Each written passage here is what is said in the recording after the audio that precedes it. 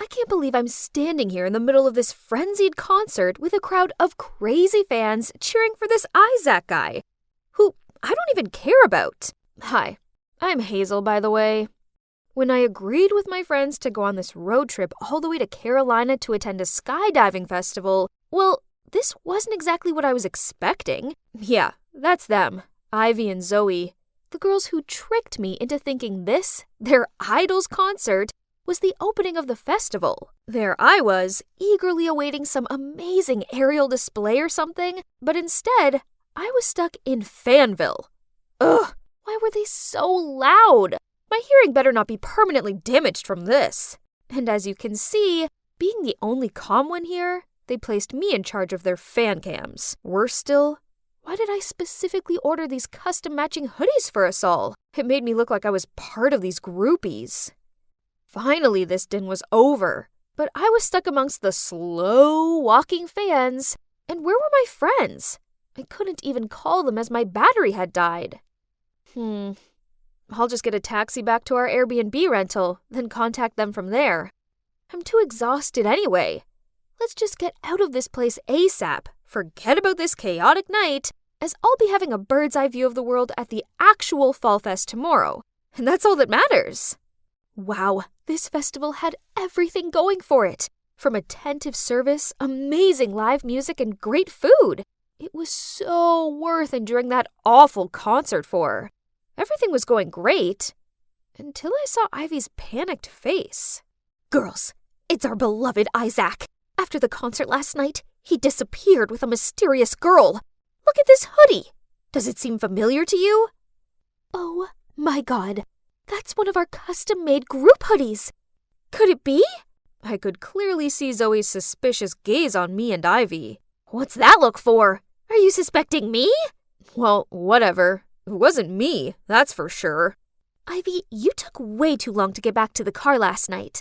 As for you, Hazel, you were unreachable for ages. Geez, my battery died. I told you both this. And I have nothing to do with your precious idol. Besides, if any of us did run away with him, then we'd hardly be standing here, would we?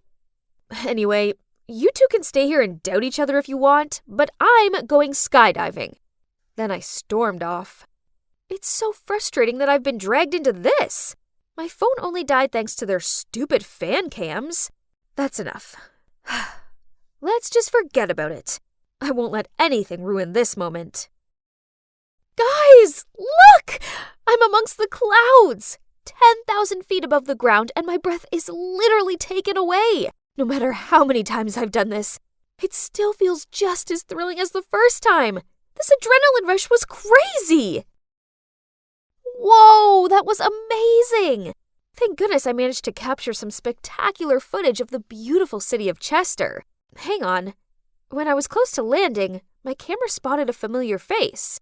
Zoe. Wasn't she meant to be preparing to fly? So why was she talking to someone in the parking lot? It was really weird. Looking closer, the strange man was Isaac, the missing singer. I didn't see it wrong, did I? I immediately called Ivy and we quickly ran to the parking lot. Gotcha! You better have a good reason for this. Isaac? Are you really? So, you're the one who ran away with him last night? Zoe couldn't say a word at that point and kept trying to avoid eye contact with us. But eventually, under the harsh questioning from Ivy, she found her voice and told us everything.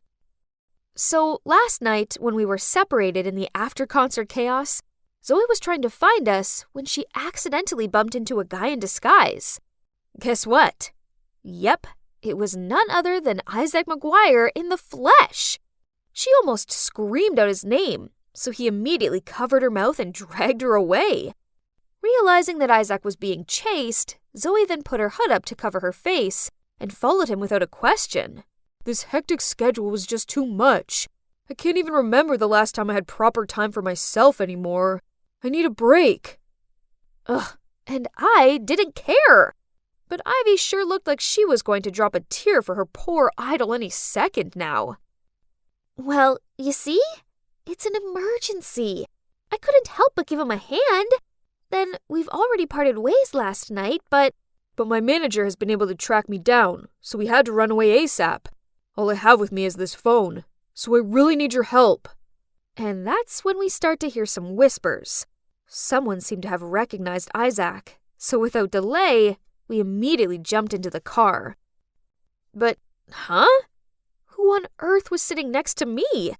Jeez, this girl's makeup was so flashy, and her perfume was so strong it made my throat lump up. Siren! You're Siren, aren't you?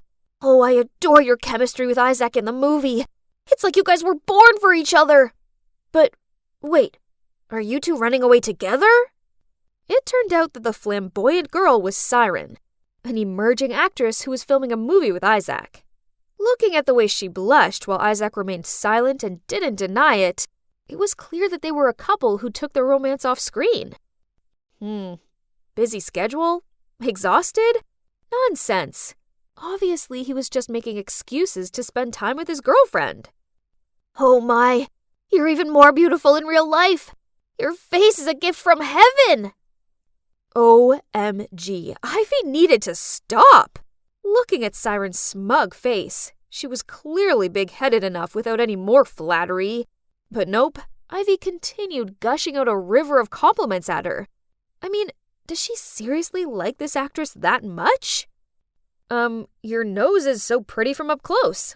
Where'd you get your nose job? Hearing that, Siren immediately stopped smiling and covered her nose in annoyance, which almost made me burst out laughing. Chin shaving surgery, lip filler, nose job. How can she even act with such a stiff face? Sorry to bother everyone, but staying at a hotel is not a good idea right now. Can you guys help us find alternative accommodation? Yes. I volunteer to help you two. I watched in disgust as Ivy and Zoe frantically called and texted their acquaintances, but no one could help. Suddenly, Ivy turned to me and gave me her puppy dog eyes look. Hazel, you're our last hope. You must help us, please. Oh, not that again. Ivy knows I can't say no to her when she makes that pleading face. Okay, fine. Even though I didn't want to, I agreed to let them come to my family's suburban house for a few days. It'll only be a few days. I didn't want any of my family members to know I'd been there. Wow, I can't believe I hadn't been here in 10 years. This place held some of my childhood's good memories, but also some not-so-good ones. Especially one haunting one. Why didn't you tell us that your family is loaded? It would be so nice to live in a huge mansion like this. But it seems like your family doesn't come here often. It's so cold and cheerless. Yeah, he's right.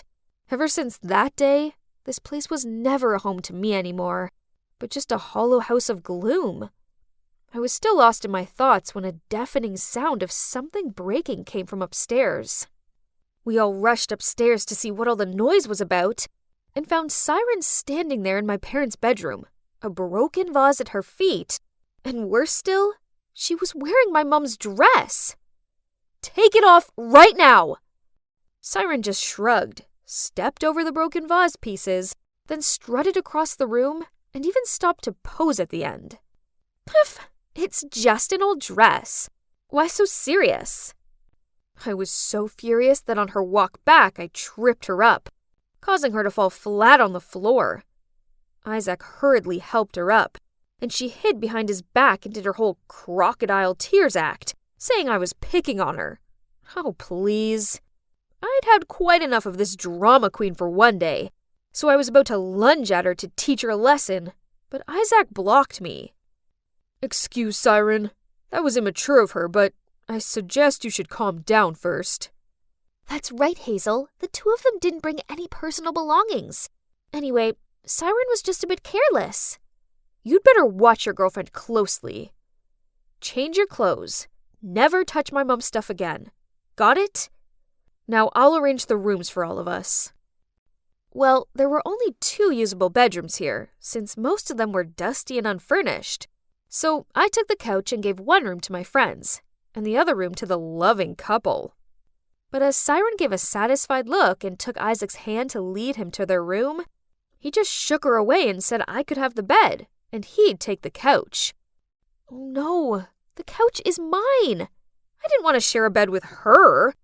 But Isaac ignored my protests and plopped down onto the couch to claim it. Zoe and Ivy quickly scurried upstairs. They caused this mess, yet it's clear neither of them was bold enough to share a room with Siren. What a bunch of annoying, obnoxious celebs. Anyway, I was exhausted. It was time for me to hit the sack. That girl better not snore. Siren started playing some dumb white noises, then instantly fell asleep.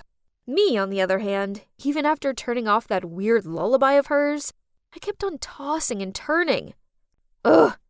It was no use. Sleep wasn't happening. So I left the room to get some air. I was about to go downstairs to get some water when I heard a piano playing. Oh, Heart and Soul. It had been so long since I'd heard these beautiful melodies. The music carried me to a room where the silhouettes of a man passionately playing the piano came into sight. Oh, memories. I loved nothing more than sitting next to my dad and playing happy songs with him. But then, everything fell apart. And I hadn't touched the piano since, well, until today. I sat down next to him and let my fingers glide over the keys. I was immersed in the harmonious melodies of the music and let the notes take me back to the past, until a scream snapped me out of it. What on earth are you two doing? I was completely immersed in this beautiful harmony that me and my dad were playing, until... What on earth are you two doing? Startled, I turned around to see Siren standing there with fiery eyes. Oh, God. I came back to my senses at once and realized that next to me, the man I was jamming with was not my dad, but Isaac, her boyfriend. Oh no, what had I done? I quickly wiped my tears away and was about to leave. But Isaac took my hand and gave me this confused look. Being back here in this house was difficult enough without getting involved in this love triangle, so I tried to pull my hand free and ran out of there. Yes, it's me again, Hazel. In the last part of my story, my friends embroiled me into helping their idol Isaac and his actress girlfriend Siren escape from the public eye for a bit. Now I'm stuck in my family's old home and having to confront my past. All these memories flooded my mind. Some good, some bad. And before I knew it, I was mixing the past with reality. And that's how I accidentally played the piano with Isaac and made Siren green with envy. At that moment, Siren swung open the door and charged toward me. Hey, don't let me catch you flirting with my BF again! Excuse me? What did you say? He's not even my type. Besides, having you as a love rival sounds like way more hassle than it's worth. She gave me this lingering scowl. Clearly she was furious with me, but she must have decided there was nothing else she could say on this matter. However, this didn't stop her from being the most demanding, frustrating diva on the planet. She stuck her nose up at the food and drinks we served her and insisted that she couldn't possibly consume anything that wasn't organic. She threw the clothes that we lent her down the stairs 'cause, quote, those vulgar outfits didn't suit her. Then she asked Ivy to go get her designer ones. Once, Zoe even had to drive over an hour to the mall just for a few scented candles. Why, you ask? Well, Siren accused me of exuding this bad energy that had been affecting her sleep and her well-being, so she needed to cleanse the aura around here. Poof! This was nonsense. Once her head touched the pillow, she slept like a log. It seems that living in the same house as their idol and his girlfriend wasn't exactly all it's cracked up to be. Isn't that right, Ivy and Zoe? However, contrary to Siren the Nightmare, Isaac surprised me quite a lot by actually being a great help around the house. He was an excellent cook and a dab hand at fixing things. Okay, I admit that I used to think he was just one of those useless celebs out there, but it seems he had no problem with pulling his weight. Anyway, this manner of his did somewhat make up for the obnoxious attitude of his girlfriend, which made this whole thing a bit more bearable. Until this one time, we were rowing on the river near the mansion. Well, I was rowing, to be exact. Just me, as what could we expect from our two superstars? But it's pretty out here, isn't it? It was Siren's bright idea, as she wanted some new Insta photos. You're probably wondering where Zoe and Ivy are? Yep, they're scouring the shops a few towns over for ethical foie gras. Look at her, saying she's feeling sick she couldn't row. But apparently she was well enough to smile for the camera and strike dozens of different poses. Suddenly, Siren decided to stand up to get better lighting, which made the whole boat shake. I shouted at her to sit down, but then before I properly knew what was going on, the boat was turning sideways and I tumbled into the water. I flailed my arms and legs out and tried my best to raise my head above the water, but it was no use. I couldn't stop myself from sinking beneath it. I honestly believed this was it. The world started to darken around me, when suddenly, an arm grabbed me and pulled me ashore. Hazel, can you hear me? I slowly opened my eyes and saw Isaac's worried face peering down at me. Hazel, thank goodness. He gently helped me sit up, then asked me if I was all right. For a few fleeting moments, the warmth from his body made me flush. Clearly, nearly drowning had made me delirious. I mean, I couldn't have feelings for him. Could I? Before I could ponder on this thought any more, a drenched Siren dripped her way over to us. Isaac, why did you rescue her instead of me? Siren, this is not the time for being dramatic. I was hardly going to come to you, an expert swimmer, over Hazel, who was actually drowning. Hearing Isaac say that, she rolled her eyes, then stormed off, leaving a wet footprint trail in her wake.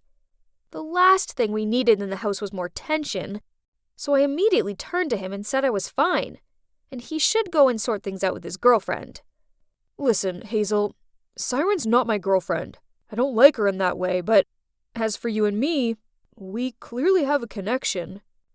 I stared at him in complete open-mouthed shock. Did he really just say that?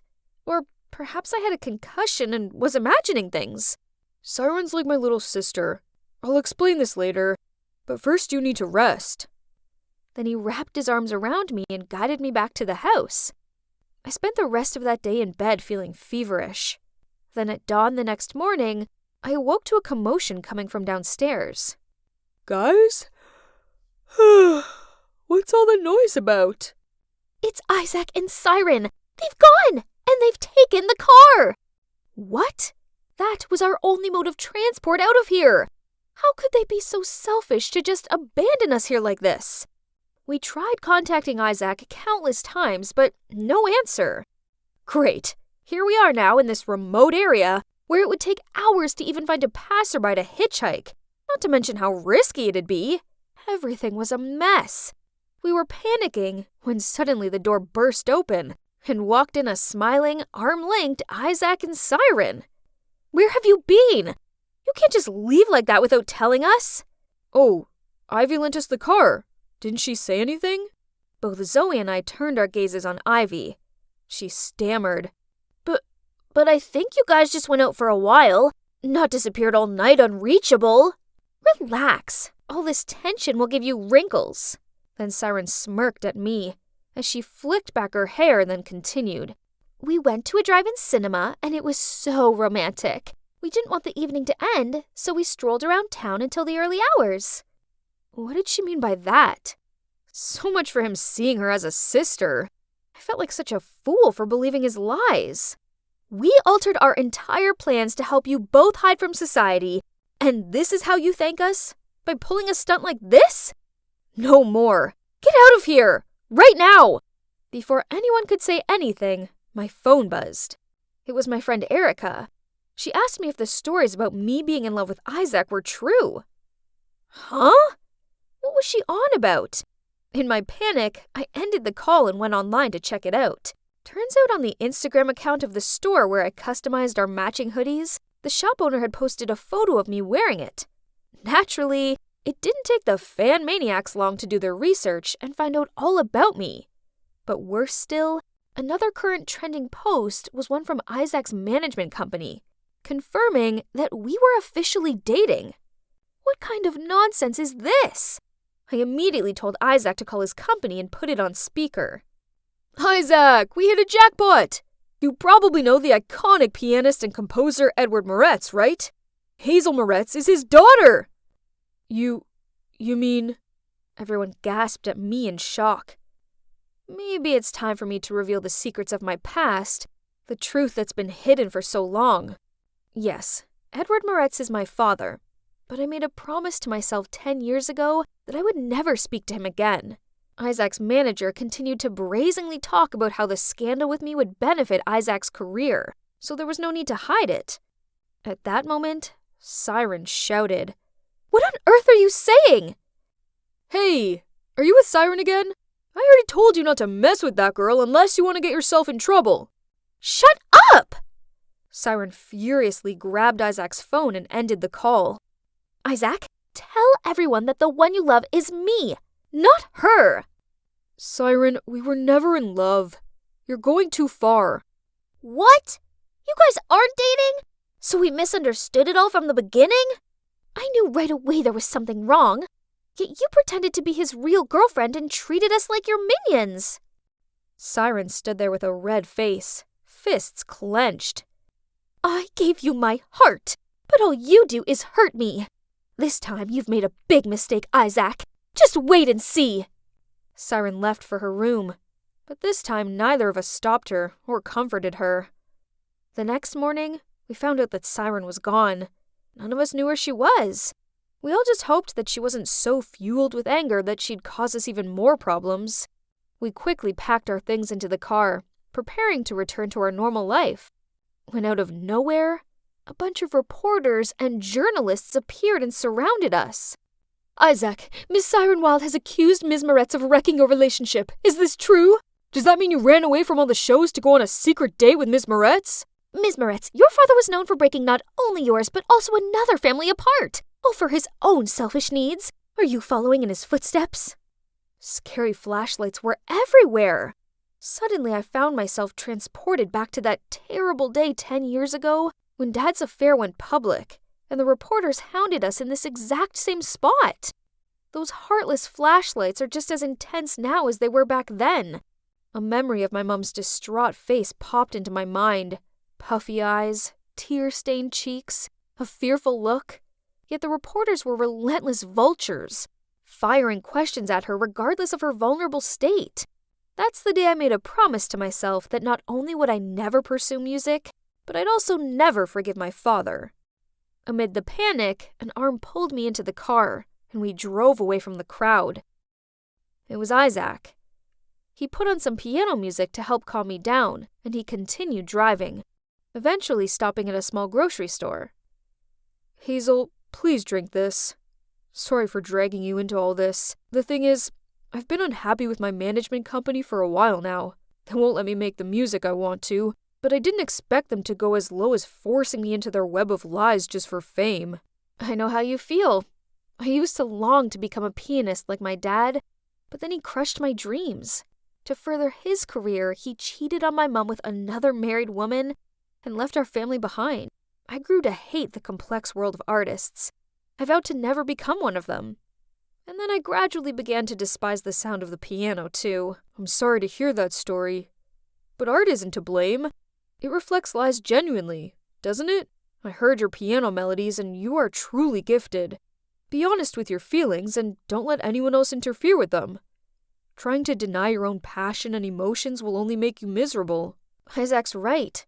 I'd let my dad's mistakes alter the pathway to my dreams. Not making music made me miserable. I felt like there was a part of me missing, one that nothing else could fill. Why should I be the one to suffer like this, when it hadn't even been me that done anything wrong? Look at me now. Can you believe it? I've rekindled my passion for piano, and now I'm happier than ever. After all that runway pop star drama, Isaac left his management company and collaborated with me to make music for True Art. This is our latest charity event. It's pretty neat, huh? That's all thanks to Zoe and Ivy. They work for us now. They're in charge of arranging our busy schedules and organizing our events. The four of us make the best team. I guess you're wondering what happened to Siren. Last I heard, she set her sights on her latest movie co-star. Wish her good luck is all I can say. As for Isaac and me, well, since the media claimed that we were a couple, we might as well have turned that fake news in. This was my first day at my new school, and so far, it was going pretty well. Can you believe the principal himself was giving me the guided tour, as well as showering me with praise? Amber, with your impressive grades and outstanding academic achievements, you'll fit in nicely here. This is Leo, my son. He's another excellent student here, and he's going to show you around. Leo looked at me from head to toe, then smiled and winked at me. Huh? Was he checking me out? And here's the library. Maybe we could study here together sometime. Sorry, but I prefer to study alone. Right at that moment, a guy walked past us to the librarian's desk. Oh my God! He totally had this whole cool bad boy look going on. I zoomed in to see what book he was holding. The Orion Mystery? Wow, nice taste. I've been really into ancient stuff these days too. Leo must have noticed me staring at that guy as he snidely said, I'd steer clear of the likes of him if I was you. His grades are pathetic, and he's probably only in here so he can take a nap. He's below your league, while I'm far more suitable. Thanks for showing me around, but seeing your smug and scornful attitude towards others proves otherwise. Then I left, leaving a stunned-looking Leo behind. I found my class easily enough, even without Leo's help. And my desk, yeah, there was no missing that. I mean, the huge bouquet with my name on it and a welcome hamper full of candy was a dead giveaway. And apparently, it was from the principal. Whoa. I knew he was glad I was here, but wasn't this a bit too much? Anyway, I shared all the flowers and candies with my classmates to get to know them better. So far, so good. And these two sweet girls, Jane and Ellie, walked to the canteen with me and showed me how to get the lunch tray using my student QR code. But then they pointed over to a group of students sitting next to the window and told me to go sit with them. Huh? Why can't I sit with you? You're not one of us. Then they went and joined another group. What did they mean by that? I looked around and noticed there were two menus, a delicious-looking one on the red board and a bland one on a blue board. It seemed the boards correlated to the trays, as more kids than not had the blue trays with the dull foods. I took my red tray full of tasty food and walked over to the window, where all the kids were sitting with red trays, including Leo. There's something really strange about this school. I was pretty awkward and didn't know what to do when I saw the Orion Mystery Boy walking in with a blue tray. So, without thinking, I approached him. I saw you this morning in the library. You were checking out my favorite book. So, should I return the book or what? No, I just want to make friends. Stop hanging out with this loser. A straight-A student like you should sit with us. We're different. See? This was so stupid. So I told Leo I didn't need colored trays to tell me who I could and couldn't talk to, and that I was fully capable of making my own mind up. Leo and his friends looked furious, while the Orion Mystery Boy just grinned. Suddenly, a girl in the group spoke up with a super cold tone. Don't worry, Leo. This new girl will soon figure out what losers they are. Then she signaled for the whole group to leave. After that, the Orion Mystery Boy and I started talking, and he finally told me his name. It's John. The blue tray kids were really nice. Way nicer than the red tray ones. I asked John what the deal with the trays was, and he said that this school divided its students into two groups. The red were top achievers, and therefore got better food, cleaner spaces at the canteen, just everything. While the blues were made to eat bland food and squashed into the corner of the canteen. Poof! This whole thing was dumb. So I continued hanging out with John and his friends. Only Leo and that girl he was with, Quinn, didn't approve. Turns out she's the best student around here, and that made her the leader of the Reds. On many occasions, Quinn and her minions had pulled me aside after class to tell me I should stay away from the blues. But I didn't care. Then one day, the school announced that it was looking for the next school president. I wasn't that interested in it, but my friends were eager for me to sign up. If you're president, then you could make things fairer around here. Right. Better food, better tables and chairs. Please, we need you. Well, they did have a point. I really wanted them to have better things. And I suppose being school president would look good on my profile. So I signed up. But wow, I didn't think I'd be this popular. My friends completely supported me, made colorful banners, and helped me come up with catchy slogans. And you know what? In the end, I got to the final round. Whoop! Now all I had to do was beat Quinn. But then something awful happened at the school. I arrived to find a bunch of students gathered around something. I squeezed through the crowd and... oh my God. The principal's beloved portrait was covered in red paint. Then across the loudspeakers, 2 names were called to the principal's office. John's and mine. Do you 2 know why I've summoned you here? John and I shared confused looks. No, huh?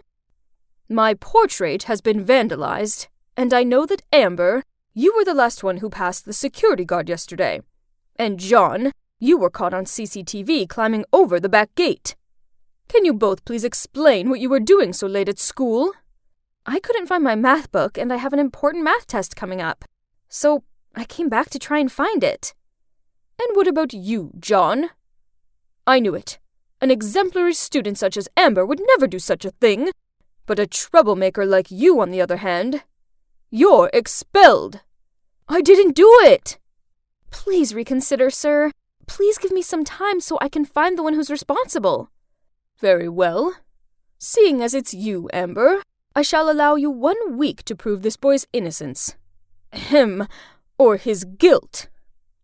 When we left the office, I asked John why he was sneaking about the school late at night. But he got all defensive. I had a thing, and it's none of your business. If you want to believe it was me, then do. Didn't you see what I just did? I defended you. Can't you just tell me?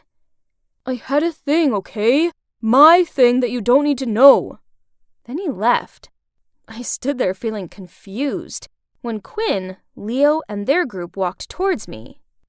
Don't waste your time with him. Sooner or later he's gonna be expelled. Right, Quinn? But Quinn ignored him, then gave me a dagger look. I'm gonna say this one last time. Stay away from him. Then they all left. Why was Leo so sure that John would be expelled? I know they all hated John, especially Quinn. Could it be that they framed him? Well, there's only one way to find out. I needed to keep a close eye on Quinn and see what she was up to. So after school, I followed Quinn all the way to the harbor. It's like she was waiting for someone. What on earth are you doing? My God, I had to press my hands over my mouth so I didn't start screaming. Turns out he noticed that I was following Quinn, so he followed me too in case I do something stupid. Suddenly, Quinn took her phone out to call someone. But then a strange thing happened. John's phone started vibrating. Why is Quinn calling you? John took his phone out and showed me the screen. It's just my mom. And when I turned around to see what Quinn was doing, she'd gone. Ugh, I lost her. I've been following Quinn for a whole week, but it's led to nothing. I was so deep in my thoughts that I accidentally dropped someone's backpack and all their stuff fell out. Ugh, it's Quinn's. Better pick everything up before she comes back. But then I saw something that caught my attention. It was a receipt for red paint. Jackpot. I knew it was her. John was skipping classes today, so I took a detour to his house after school to tell him. Huh? Why was Quinn standing outside his door? There was something seriously fishy going on here, so I followed them. They stopped at an abandoned house nearby, and I eavesdropped on their conversation. I think Amber knows something. Last time, we were lucky she didn't catch us dating at the harbor. But this time, what if she finds out? I've been working so hard for this school president campaign. I knew she'd go back for her math book. It would have been fine if the school didn't have that new camera at the back gate. Tomorrow I will confess to the principal that I did it. You didn't do it yourself anyway. Oh God, I couldn't believe it. Turns out Quinn was meeting John at the harbor, so when she called someone, it was actually him. But being an expert at this secret dating game, he had her number saved as Mom. They were hiding their relationship this whole time. And worse, they tried framing me so Quinn would win the election. Unbelievable! I couldn't stay quiet any longer, so I stepped out in front of them, told them I'd heard everything and that I was going to tell the principal. Then I ran off without letting them say a word. The next day, I was en route to the principal's office when I passed Quinn tearing down her election posters on the wall. Why are you doing that? It's okay. I know I don't deserve to be school president. I thought you wanted to be president more than anything in the world. Why else would you play dirty tricks on me? So, Quinn explained to me that she was running for school president to eliminate the discrimination here, so that she didn't have to hide her relationship with John any longer. Oh, wow. I didn't know. I didn't expect her to have such a meaningful motive behind all this. My plan was just to fight for better things for the Blues team. But man, Quinn had a vision to change this whole school. Impressive. And there's one more thing. Since you're the principal's favorite student, we were afraid that if you become school president, despite your best efforts, things here would only get worse. So there was no other way for us. We had to. I'm sorry. It seems like I misjudged Quinn, and I didn't want John to get expelled, so I said that I'd take the blame for the portrait incident. But it's all my fault. You don't need to do that. No worries. I'm sure to ace the math test and win a prize for the school, so there's no way he's gonna punish me. So at recess, I was heading to the principal's office, but before I could get there, I found myself being dragged into the janitor's closet. Oh, it was John. He was feeling guilty and didn't want me to take the fall.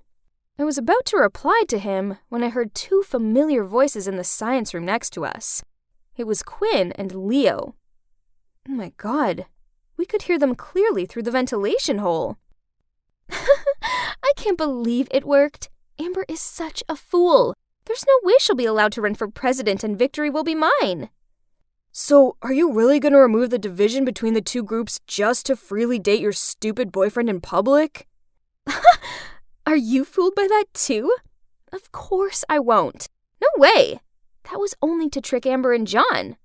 What I'm gonna do is make sure all troublemakers are gonna be kicked out of school.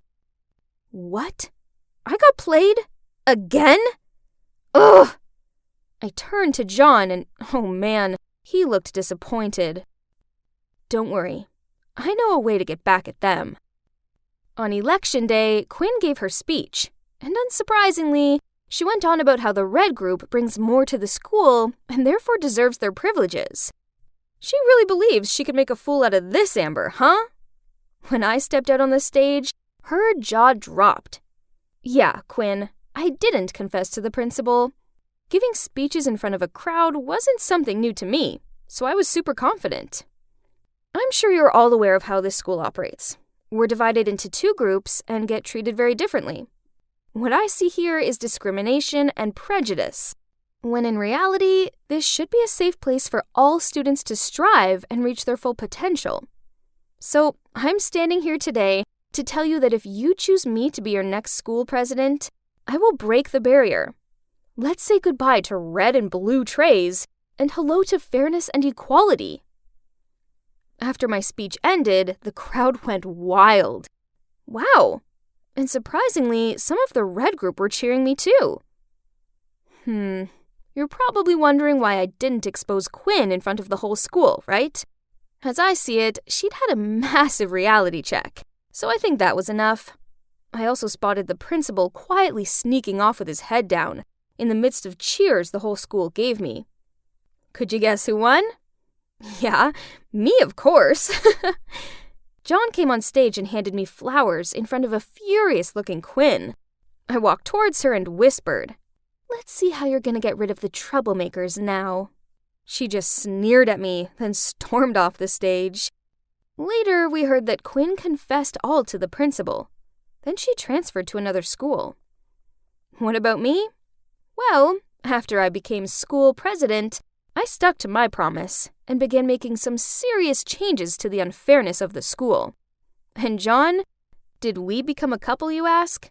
Oh no, we're just close friends.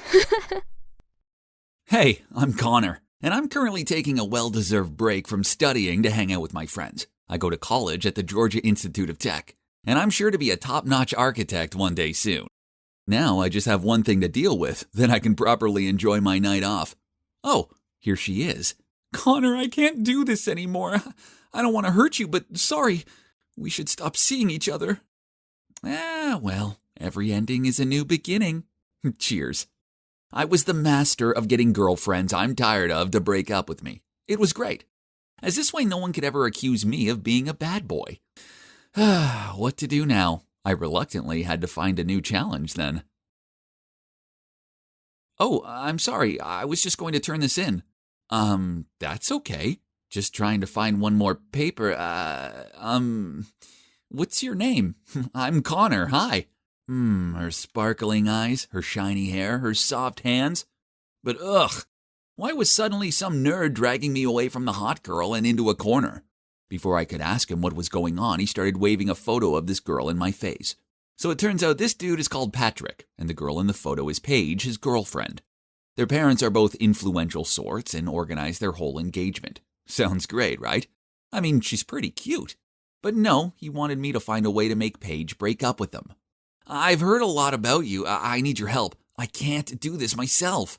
Huh? Sure, I get it. A real man will never be the one to break up first. I might be able to help, but first, let's see what kind of person she is. The conversation started to become super serious. From the sound of it, this Paige girl was a genuine good-natured girl with a vulnerable side. So this needed to be handled with extra care, so that there wouldn't be any awkward family provocations from my client. Perhaps... Nah, this way wouldn't work.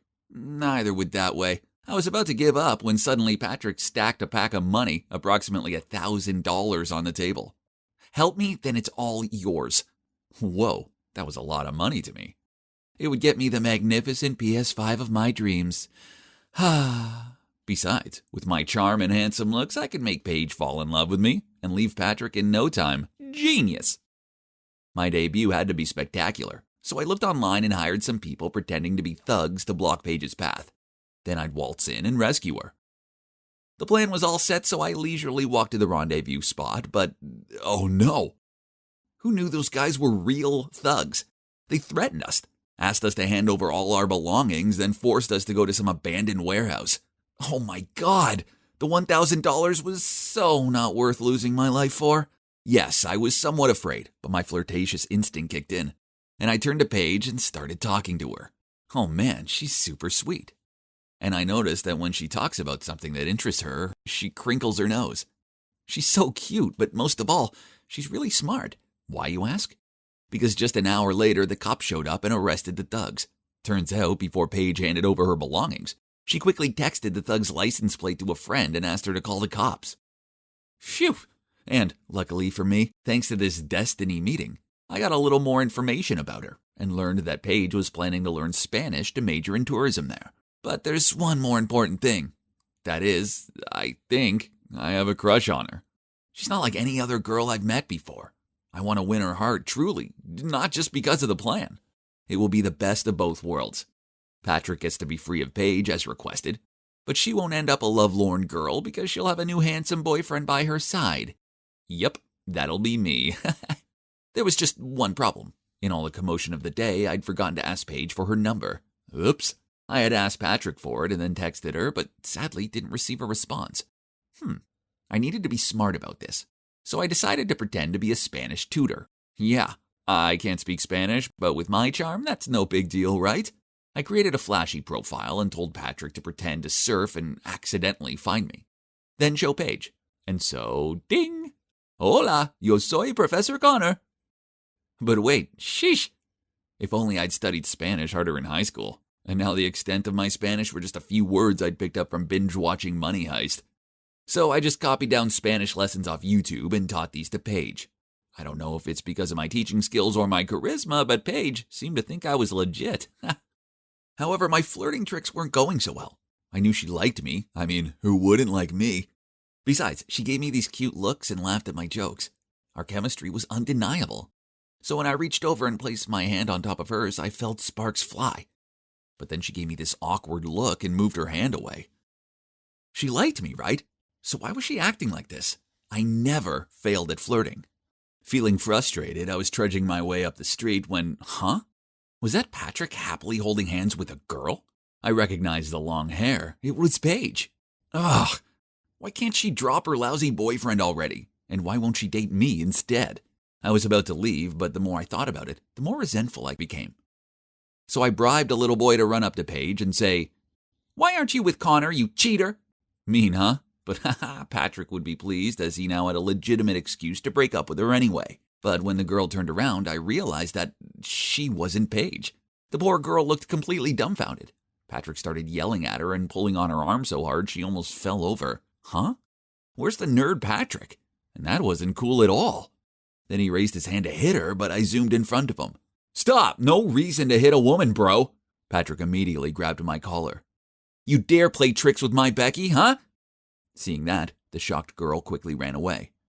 No, I thought it was Paige, so I hired the boy just to give you an excuse to break up with her. Calm down, bro." Patrick reassessed the situation, then he cleared his throat and said, "Oh, well, I was bored of Becky anyway, thanks." I was still shocked by this jerky side of Patrick when he immediately said, "By the way, you can stop the plan with Paige. I decided I like her now. Lately, she's been so full of life and less clingy." He told me he would still pay me, then he hopped into a taxi. Ugh, that's the version of Paige when she's with me. I gave her that zest of life, you jerk. Whatever. From this day forth, he was no longer my client, and I didn't want his stupid money. It was time I told Paige what Patrick was really like, so I arranged to meet her in a cafe and told her everything. But when she got over the initial shock, she snapped at me. "I know this is all part of your twisted fabrication. I mean, you lied about speaking Spanish, and now you're just making up stories to break Patrick and me up." Then she threw my textbook back at me and stormed off. Oh man, that Patrick is such a slimeball. But I couldn't blame her for believing him over me. I'd seen firsthand how much of a wolf in sheep's clothing he was. I tried to find proof to show Paige, but that jerk sure covered his tracks. His whole nerdy bookworm facade was flawless. And he was still this sluggish nerd, wobbly clutching the bus handle to go to school every day. Ugh, what a con man. Just you wait, Patrick. It's time the world saw your true face. With such determination, I continued to spy on him around town. Then one time, like every other day, I was on duty when a group stopped me, accompanied by Patrick pointing at me. "Here's our sandbag." Uh-oh, looks like I was busted. The whole group gathered around me, fists ready. Yeah, I was pretty terrified. There's no way I could fight off a group this size. I raised my fists and prepared for pain, but then someone shouted, "Stop!" It was Paige. Suddenly, Patrick immediately changed his attitude and ordered the group to leave.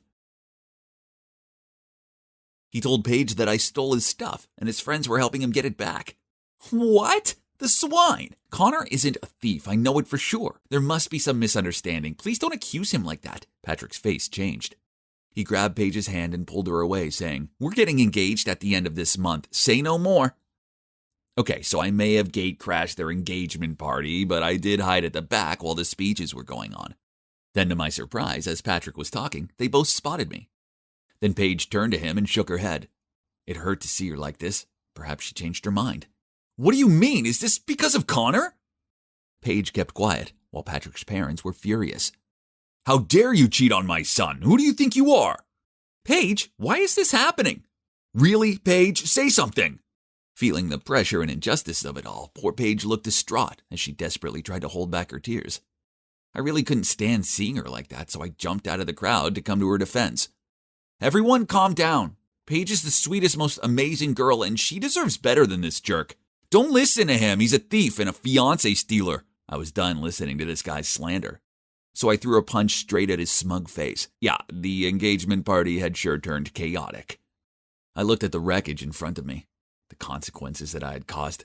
Okay, so maybe coming here wasn't my best idea. Actually, this was all my fault for ever agreeing to help Patrick in the first place. Or I shouldn't have been a jerk in the first place. Feeling deflated, I arrived home and saw that I'd received a message from Paige. My heart thudded as I opened it. Thank you for everything, and try to practice your Spanish, as it's even worse than mine. Goodbye. And that was the last text she sent me. After that, I spent a month trying to contact her, but received no reply. So finally, I plucked up my courage to go to Paige's house, and was told that she'd left for Spain earlier than scheduled. Perhaps the shock was so huge that Paige wanted to leave this place as soon as possible. It was all my fault. I was the biggest jerk in this story, and now I'd lost the girl. Alas, vengeance is bliss. So I walked inside, went straight to Patrick's table where he was wasted in the arms of a bunch of girls, took a picture, and sent it to his family. What is done by night appears by day, my friend.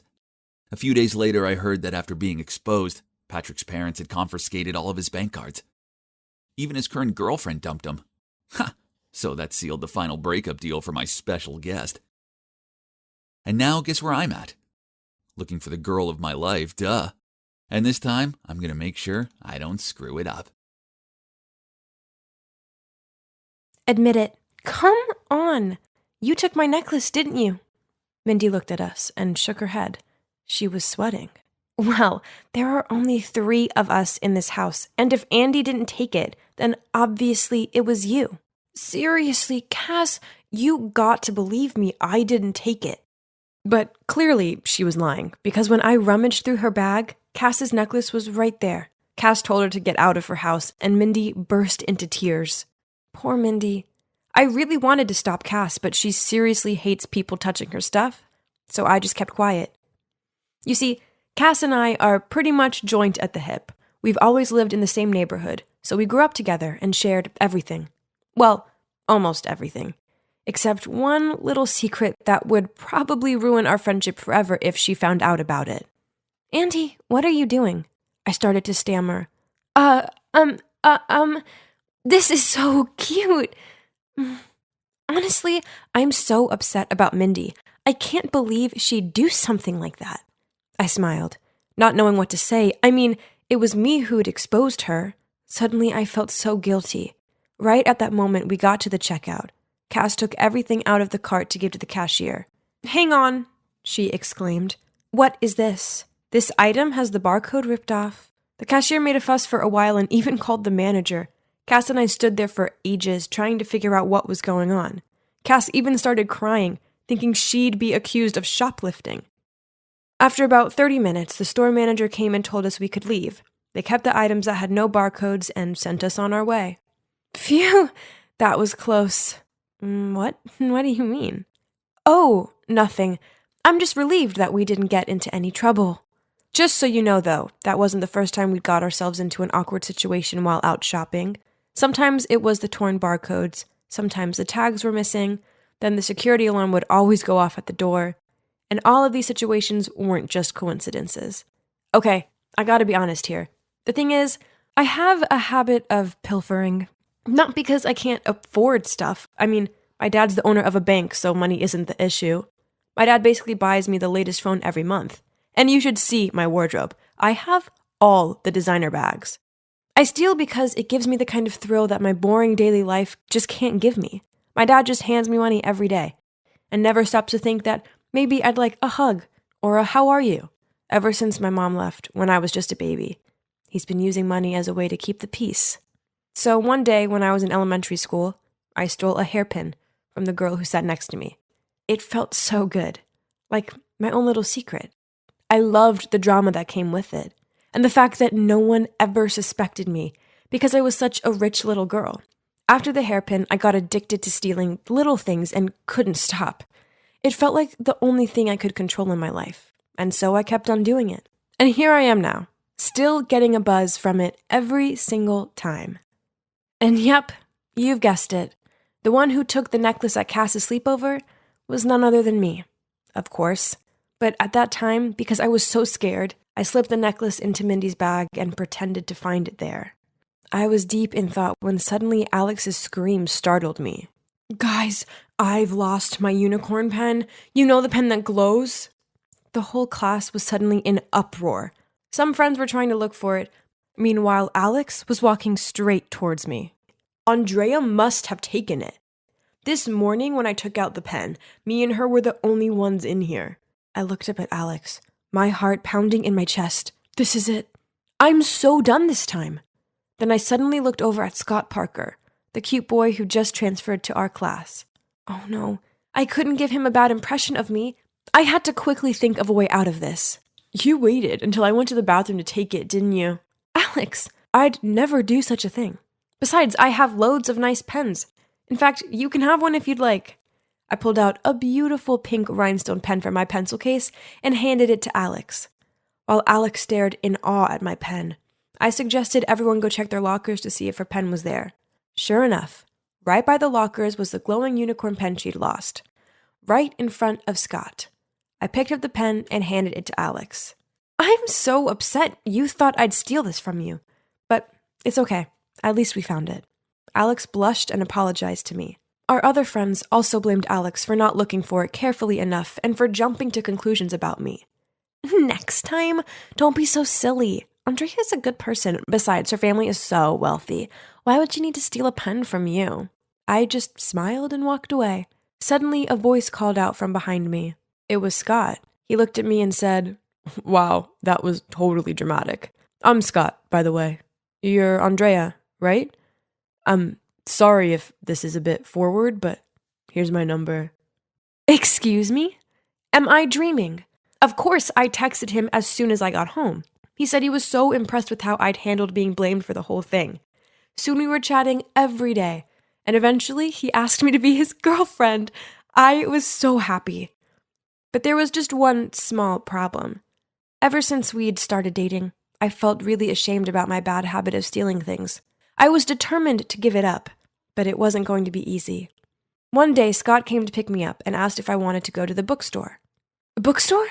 No, I don't want to go there. Can we go somewhere else? Please? Seeing me panic like that, Scott looked puzzled. Then he suggested we go to his place to watch a movie, which I was fine with. Hopefully there would be no temptations for stealing there. A middle-aged woman opened the door for us at Scott's place. "Oh, this is Sandra, our maid." "Hi, Sandra. I'm Andrea." But instead of saying hi back, Sandra just stared at me in a seriously creepy way. It actually sent shivers down my spine. After watching the movie, Scott and his mom invited me to stay for dinner. Scott's mother, Mrs. Doris Parker, was really sweet, and we had some interesting chats. While waiting for dessert, I got up to go to the bathroom.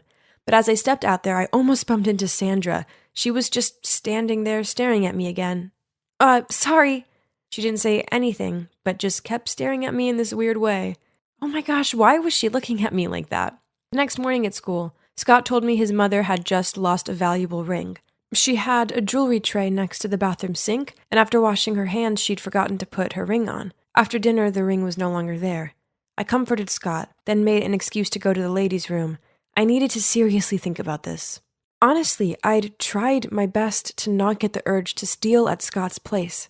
But when I'd seen Doris's beautiful ring, no, I had to find a way to return it. No one could find out about this, and I had sworn to myself that I would never let this happen again.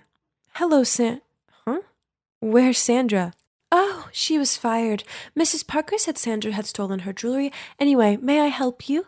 Oh no, I had to return this ring immediately. Poor Sandra. Scott came down for me and said he'd make dinner. I glanced through the window to find Doris was having tea in the garden. This was my chance. I snuck up to her room, quietly tiptoed in, and headed towards her jewelry box. Suddenly, the light came on. "Tell me what on earth are you doing here?" I quickly turned around, dropping the ring to the floor. Mindy? Why are you here?" "I'm Scott's cousin. So it was you who stole the ring. I can't believe my cousin is dating you." Hearing the noise, Scott and his mom ran upstairs, while I was still dumbfounded and speechless. "It was you who stole Cass's necklace too, wasn't it? She won't even speak to me because of you." "I'm so sorry. I know it's not okay, but I couldn't stop myself. I've been feeling so guilty, so that's why I'm returning it." I was still kneeling on the ground when a hand reached out to me and helped me stand up. "I'll handle this. Come on, let's have a chat outside, shall we?"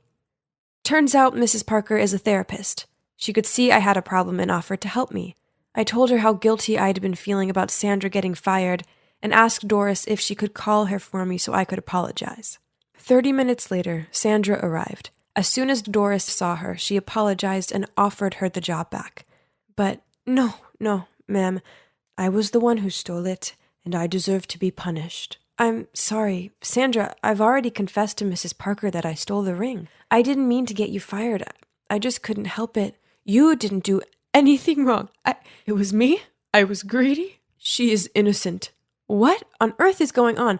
Obviously, I was the thief, so why was she defending me? Why are you doing this? Do we know each other, Sandra? And that's when the truth came pouring out.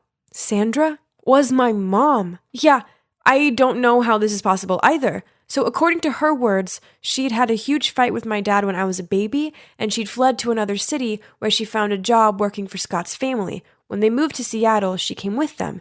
Even though she was nervous about returning back to where me and my dad were, she'd carried so much guilt about leaving us, and never in a million years did she expect to bump into me at Scott's house. I was so shocked I couldn't even speak. I'd imagined this moment my whole life, and now here I was, standing face to face with her, and she'd even taken the blame for me. I couldn't believe it. Mom, I'm so sorry that I stole the ring. I can't believe you're really here. Sweetie, you don't need to apologize. I'm the one who will be apologizing for the rest of my life. Abandoning my daughter like that. What kind of mom am I? How will you ever forgive me? We stood there, hugging for what felt like forever, and I knew in that moment that I'd never steal again. Doris diagnosed me as having kleptomania due to a lack of love from my mom. But now that my mom was back, I had no reason to seek out those thrills from stealing. I had everything I needed right here. There were a few moments where I almost stole again, but Doris told me to call my mom as soon as I felt the urge, and when my mom picked up the phone and I heard her voice, the urge faded, and I felt so much better. Scott and Cass and Mindy forgave me after Doris sat them all down and explained more about my addiction and where it stemmed from. Now, Scott and I are still together, and I see my mom every day at Scott's place. My dad hasn't forgiven my mom for leaving yet, but baby steps. Finally, I feel like everything is complete, and my pilfering is a thing of the past. Wow! Magnificent! So, I'm going to live here from now on? Unbelievable! Everything has happened so quickly that I was struggling to believe it was real. Yesterday afternoon, when I was helping out in my family's diner, suddenly a film crew rushed in and claimed that they were from the reality TV program Long Lost Love, which reunites lost family members. While I stood there confused, they announced to me that I was the lost child of the famous director Gabriel Perez. What? Did that mean my parents adopted me? Through tears, my parents told me that 13 years ago, in a bustling, crowded fair, they saw me wandering around aimlessly, so they brought me home. And even though they reported it to the cops, there were no leads, so they decided to adopt me. And so begins my life as a young lady of a rich family. As you'd expect with the home of a famous director, my father's mansion was impeccable. From the designer furniture to the stylish decor, the whole house was like a French-style castle. I peered at the huge photo of my grand-looking parents. Suddenly, there was a whisper. "The master must be very happy, you know. His second wife couldn't give him a child after all these years. Yes. Now that he's older, he had to search for his biological child to lean on." Oh, so this woman, the woman who came with Dad to the reunion yesterday, wasn't my biological mother? In that case, I wonder who's my real mom. "Miss, come in, please." Inside were my parents and some specialists who then immediately pulled me in for a complete makeover. Whoa, I looked really gorgeous. My hair was so glossy, and this makeup made me look so glamorous. Never in my wildest dreams did I ever think I would end up living here and feeling like a princess. Beaming with happiness, I turned to look at my dad. But suddenly, I was startled to meet eyes with the maid. She looked so gloomy. Why did she keep staring at me with a poker face? That was odd. "Carol, let's move along." Strange. But never mind. Maybe she's always like that when she's seeing strangers. OMG. Dinner was so luxurious, including caviar and steak. This was so exciting. That night, I couldn't sleep and just rolled around in bed until dawn. But little did I know what an exhausting day was waiting for me ahead. 5 a.m. sharp, I was shaken awake. Huh? Was there a fire or something? A maid informed me that I had a very important press conference this morning, and it was imperative I looked the part. I groggily got out of bed and plonked myself in the chair. I had to wear this posh dress and have this old-fashioned bouncy hairstyle. Ugh, this made me look about 25. OMG! I swear this press conference was the most boring thing ever. For several hours, their conversations couldn't stray away from showing off their wealth, comparing their popularity, and all the showbiz stuff. I yawned dozens of times, but had to hide it behind my hand. I could feel my stepmother scrutinizing me. Ugh! I wanted to go home. You see, the type of person I hate the most are those kinds of showy, scornful ladies. But unfortunately, they're the only ones I've been interacting with. I missed hanging out with the kids my own age. But yeah, since I moved here, my parents insisted on homeschooling me, so I wouldn't be influenced by other inferior children. Ugh! Worse still, the only thing they teach me is about acting and movie stuff. How is that going to help me get into college? But that's not all. After studying, despite being tired, my stepmother forced me to spend a further 2 hours working out in the home gym. Every time I gasped for breath or snuck a snack, she would give me a novel-long lecture. The worst part is she banned anything sweet and made me stick to this strict diet full of celery and hummus. Gross! Then one time I slipped and fell off the exercise bike and twisted my ankle. My stepmother was so furious with me that she made me go to bed without my dinner. I couldn't take it anymore, so I hobbled into my father's room. Dad, why do I have to do these things? I don't like it. Dad said nothing, but just quietly signaled for me to follow him. He led me to a locked room at the end of the hallway. When the door opened, I saw a portrait of a very beautiful woman hanging in the middle of the room. Hang on a minute. My new hair and clothes were identical to hers. Dad stared at the portrait with dreamy eyes. Then he said that this woman used to be a very famous actress. He told me how they fell in love. Then she gave birth to me. So that means this is my mother? That's right. Your mother is very beautiful, isn't she? And I'll make you perfect, just like her. Then Dad waved me out of there, locked the door, and went away, leaving me standing alone shaking. There was something about his words that unsettled me. Curious about Mum, I went to an old maid to ask for more information. It turned out that in the past, my dad was my mum's manager, and thanks to her popularity, he made a lot of money. Mom was the muse for Dad's movies and also the love of his life. But unfortunately, because of a serious illness, she passed away. That was a huge trauma for Dad, and he seemed to lose himself. Ever since then, his head's been in the clouds, and he doesn't always make a lot of sense. Is that true? No wonder sometimes I found Dad's words creepy. It's time for your yoga lesson. And why exactly are you talking to her? Now that you're rich, show some dignity. Don't liaise with the staff. You're not my mom. You can't control me. How dare you? I'm only showing you kindness because your father asked me to. A silly little girl like you means nothing to me. You're so mean. It's no surprise why. You know, my mother is 100 times prettier than you. That's why Dad wants to make me like her. You! Sooner or later, you'll end up like my poor daughter. Just enjoy the calm before the storm.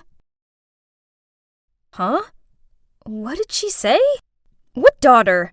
Didn't people say she had no children? Then, a few days later, As I was walking down the hallway, feeling exhausted because my current diet plan only included 2 apples a day, I heard the maids whispering to each other.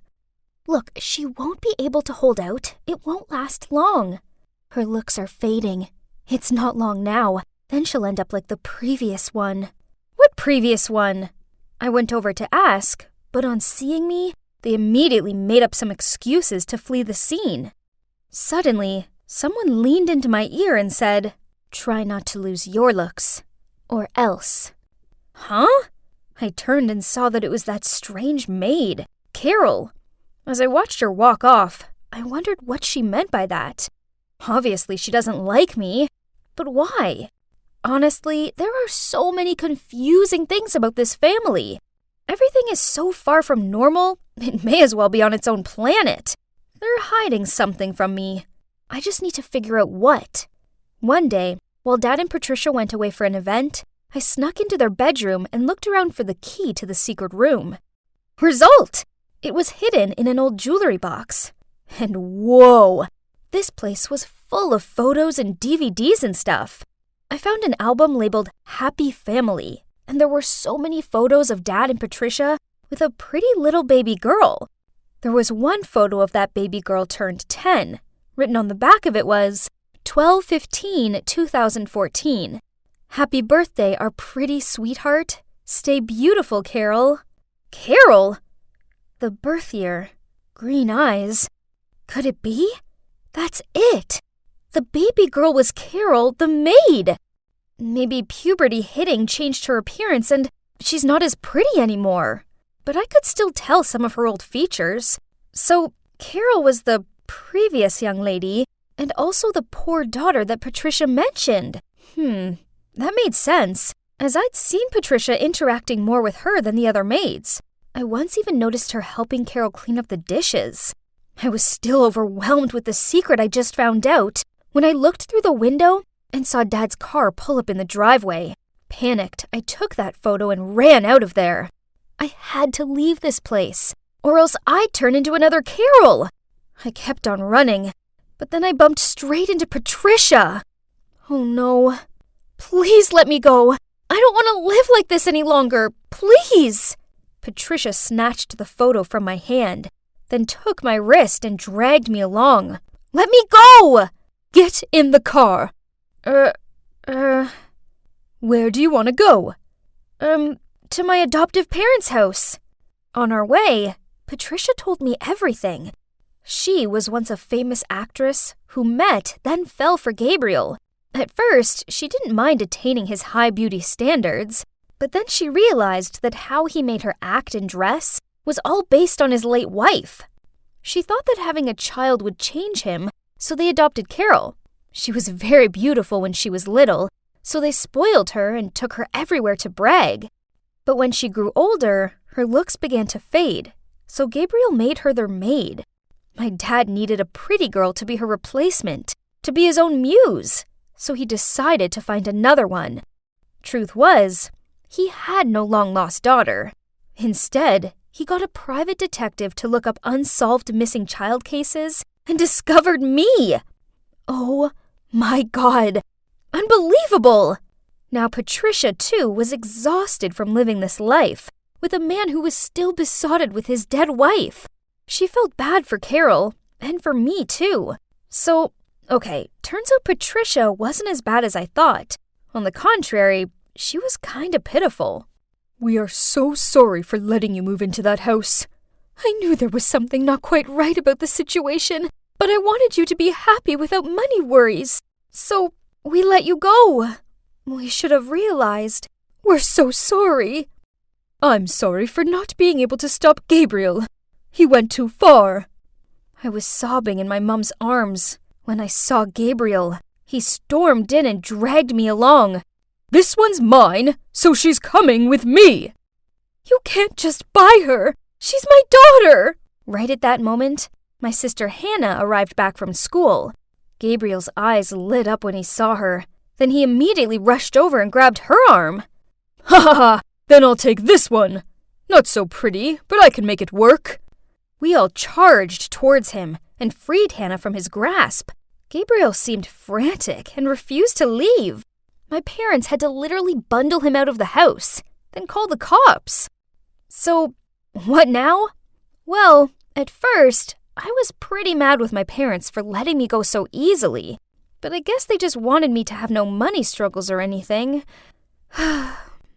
So, I've forgiven them, and now we all live a humble but happy life running the diner. Carol and her mom visit sometimes. They moved out of Gabriel's mansion, and they seem much happier now. As for Gabriel, as far as I know, he's still searching for the perfect beauty to replace his dead wife. There's a part of me that kind of feels sorry for him, but luckily, he can't come anywhere near me or my family, as we have a restraining order against him.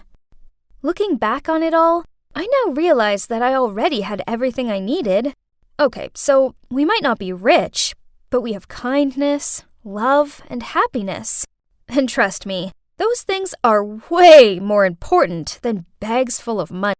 I was casually walking along the hallway, just minding my own business, when I felt a cold breeze rush through the hallway. I turned my head to see, and oh, it was Natasha. Ooh.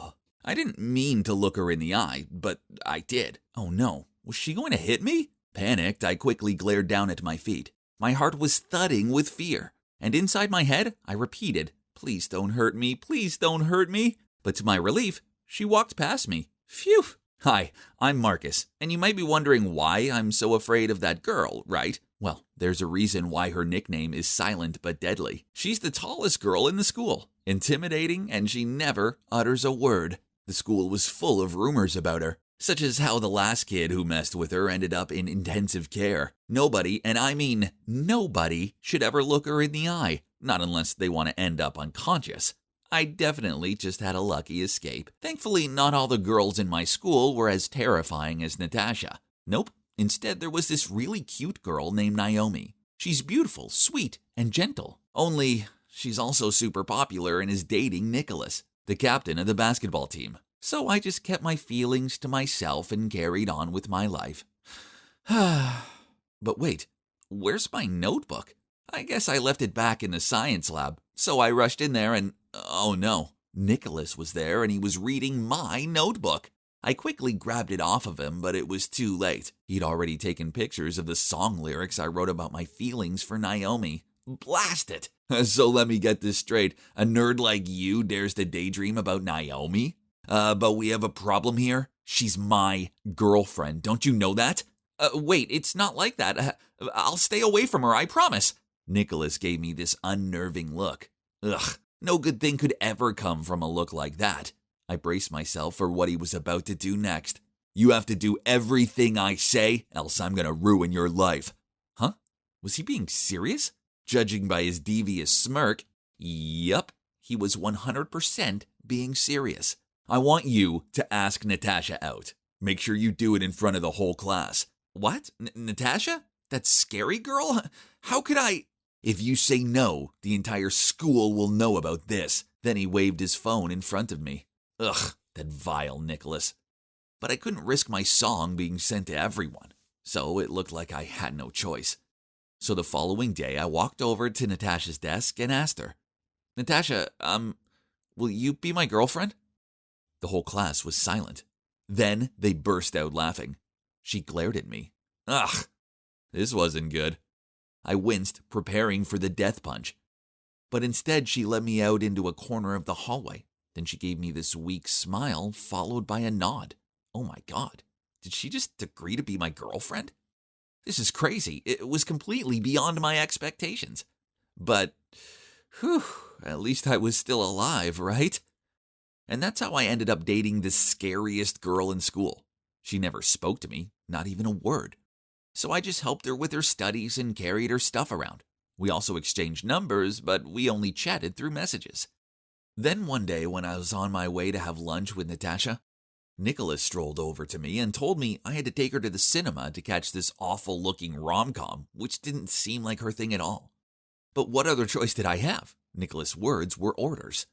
So I asked her over lunch, and to my surprise, Natasha smiled, then gave me a big thumbs up as agreement. When I went to pick up Natasha, she was already waiting for me on her porch. She walked over with a notepad. Curious, I asked her why she had it, and she wrote, "I won't be able to text you during the movie, so this will have to do." Yup, Natasha has always been different from everyone else, so I didn't ask anymore. During the film, I noticed Natasha was crying, so when it was over and we stopped for lunch, I teased her. "I saw you crying during the movie." She slammed her notepad on the table after she wrote, "I was not crying." I just laughed and took her home. Maybe she wasn't as scary as the rumors made her out to be. To be honest, she was also quite cute. The more time I spent with Natasha, the more I started to warm to her. There was something I liked about her, even though we had only communicated through sticky notes. I was desperate to hear her voice, so I hatched a plan. When we were in the library on a study date, I picked up an old book and blew the dust in her face. She almost sneezed. But before she did, she placed her hand over her mouth and raced into the girls' bathroom. Then she returned wearing a mask. After that, I tried to make her laugh. I quickly took 2 pencils from the table and stuffed them into my nose, and started making ugly faces. But Natasha just glared at me and handed me a note. "If you continue to do these ridiculous things, there will be payback." No way was I giving up. So the next day, when I saw her by her locker, I rushed over to her and began imitating the voices of the minions. I thought it would definitely work this time, but no, instead she punched me in the arm. Ouch! Yep, I now learned that the rumor about her inhuman strength was not an exaggeration, so I just gave up and our relationship continued. Then one weekend, when I was at Natasha's house to study, I went down to the kitchen to get a drink, just as her mom returned from the grocery store. As I helped her unpack, we started talking. She told me about Natasha's love of collecting glass art, the pieces of which filled the house. Then her mom touched my shoulder and thanked me for making her daughter happy again. Oh man, this was awkward. Now I felt super bad. To divert the convo, I asked if Natasha talked at home, but she just smiled and replied, "Natasha's such a quiet kid, right?" Then she told me how it's because Natasha's always been taller than the other kids, but she has a squeaky voice. This led to lots of teasing, and once she got so upset, she pushed a boy over and accidentally caused him to have a nosebleed. Since then, people started to shun her, so she withdrew from herself and stayed silent. Hearing this made me feel so guilty. What I was doing was wrong, and Natasha didn't deserve this. Then her mom said something that truly shocked me. In middle school, this one girl named Naomi was horrible to all. The mean comments got so bad she refused to go into school for weeks at a time. Huh? Naomi? The same Naomi I know? No way! Confused, I told Natasha's mom I needed to leave and left her looking bewildered as I ran out of there. My mind was a mess. I had a crush on a mean girl. And I'm just as bad, if not worse, after what I did to Natasha. Then my phone rang with a text from Natasha. It said, "Sorry if my mom said something she shouldn't have. You okay?" I texted back, "We need to talk tomorrow, please." So we decided to meet at her house the next day. Alone in her living room, I told her everything, including my notebook, liking Naomi and how Nicholas was blackmailing me. "Natasha, please, you have to believe me. I'm sorry I did this to you." I saw the hurt look in her eyes. Then she threw a note at me and ran to her room. The note told me to get out, but before I did, I stood on the other side of her door. "I don't expect you to forgive me, but I couldn't continue our relationship on a lie. Look, I like you, and I don't want to deceive you anymore." After that, I left, and I also texted Nicholas that I didn't care if he told everyone. I'm done being his puppet. The next day, I expected school to be intolerable, but to my surprise, nothing happened. Instead, I saw that Natasha was trying to sort out her locker. A crowd had gathered around her, and Naomi was taunting her. "How does it feel to know that even your boyfriend likes me more? He doesn't like you." Natasha carried on sorting out her books, but I could see that she was fighting back tears. Furious, I pushed past them all and told Naomi to stop. She just jokingly said, "You know, if you wanted to date me, you could have just asked. You didn't have to spend so many months suffering with this giant scarecrow. You're right, I did like you back when I thought you were a nice person. But now I know the true you. You're a coward who only feels good when it's at the expense of someone's misery. And I can see why you target Natasha the most, because she has 2 things you'll never have, a true kind heart and a loving spirit." After that, I pulled Natasha away and told her how sorry I am. But she didn't even glance at me and just walked off. A few days later, after PE class, I was about to go to the locker room when a classmate, Dante, came up to me. "Marcus, help me carry the PE equipment into the storage room, please. I have a stomachache." He hugged his stomach, then hurriedly ran away. Without thinking much, I packed up the equipment and carried it into the storage room. As soon as I put it down, I realized that Nicholas, Naomi, and some guys from the basketball team were waiting there for me. "Oh, well, Marcus, do you really like that weird Natasha? Didn't see that coming." Then the whole group burst into laughter. "You have no right to say that to her. Take a look at yourself." "Whoa, are you defending her?" Then she turned to Nicholas. "Babe, show him who's the boss here." Then she pulled out her phone and started recording. Nicholas smirked, then grabbed my shirt collar with one hand and reached out his fist to me with the other. I tried to struggle but couldn't get out. He was too strong. Knowing I was doomed, I closed my eyes and awaited his punch, but suddenly a loud shout came out. "Stop!" I opened my eyes to see Natasha and a teacher standing in front of the door. Turns out she overheard Dante bragging to some kid about Nicholas's plan. So she came to my rescue. I looked at her gratefully, but she turned away to avoid my gaze. Meanwhile, Nicholas hastily released my collar and lied to the teacher that we were just chatting. But of course, he didn't believe him and summoned them all to the supervisor's room. After that incident, Nicholas, Naomi, and the rest of the basketball team were suspended from school for 2 weeks. They deserved it. But who cares? I have more important things on my mind, such as winning back Natasha. I knew that her birthday was coming up, and I remembered how she loved glass art. So I bought her a glass art figure of Cinderella's glass slippers with a ticket to senior prom and a card saying, "Thank you and happy birthday. I know what you did doesn't mean you forgive me, but I want to be your real boyfriend. So I left you a ticket for senior prom. If you come and dance with me, then I know you'll give me another chance. If not, then I know that it's over. But remember, you are a special person and deserve the best." The night of prom came, and I was stuck there all alone, feeling like a fool.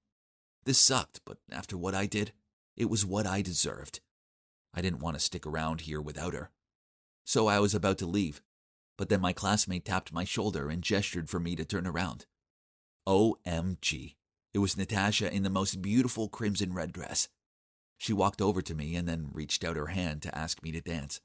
And of course, I accepted. As the song came to an end, she leaned in and whispered to me, "Thank you, my hero." I can safely say that was the happiest night of my life, as it led to me having the best girlfriend ever. Oh, also her voice is actually really cute, although she does get annoyed with me when I tell her that.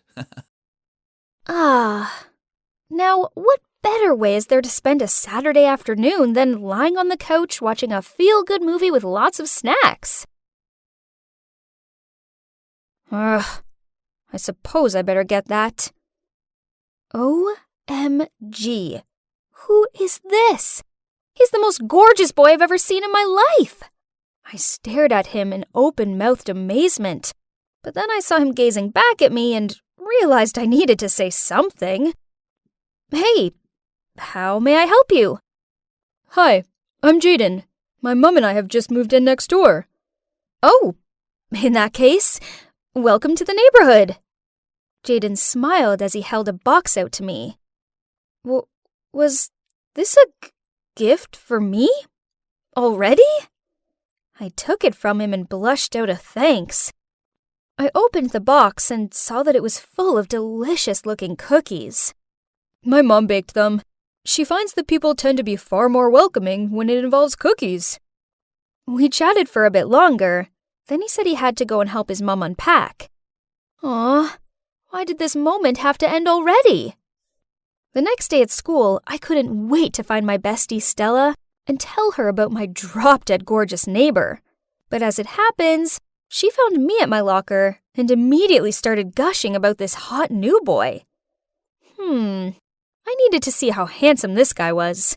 My chance came at lunchtime when Stella pointed over at the new boy who was currently being pestered by Anna, this stuck-up girl from class. I squinted my eyes. OMG! The hot new boy was none other than Jaden! I watched on as Anna fluttered her eyelashes at him, then flicked her hair behind her back. Ugh! She needed to give the flirting a break. It was so tragic.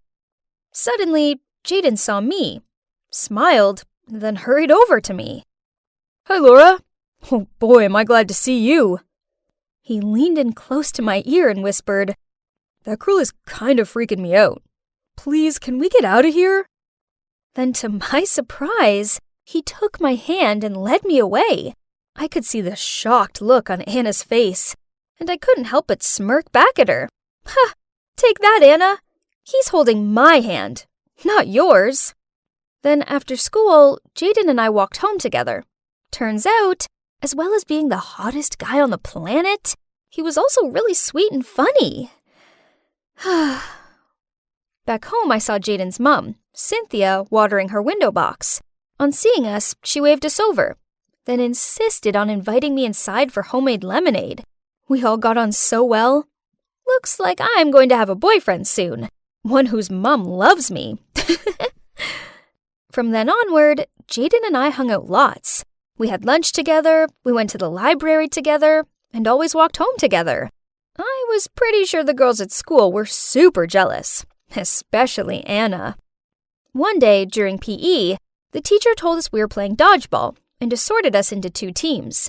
Anna, who was on the opposite side, wouldn't quit aiming at me. I tried my best to dodge her throws, but bang!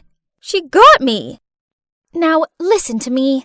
Guys like Jaden don't like ordinary girls like you. He's mine, so quit chasing him. Furious, I yelled, I'm not chasing him.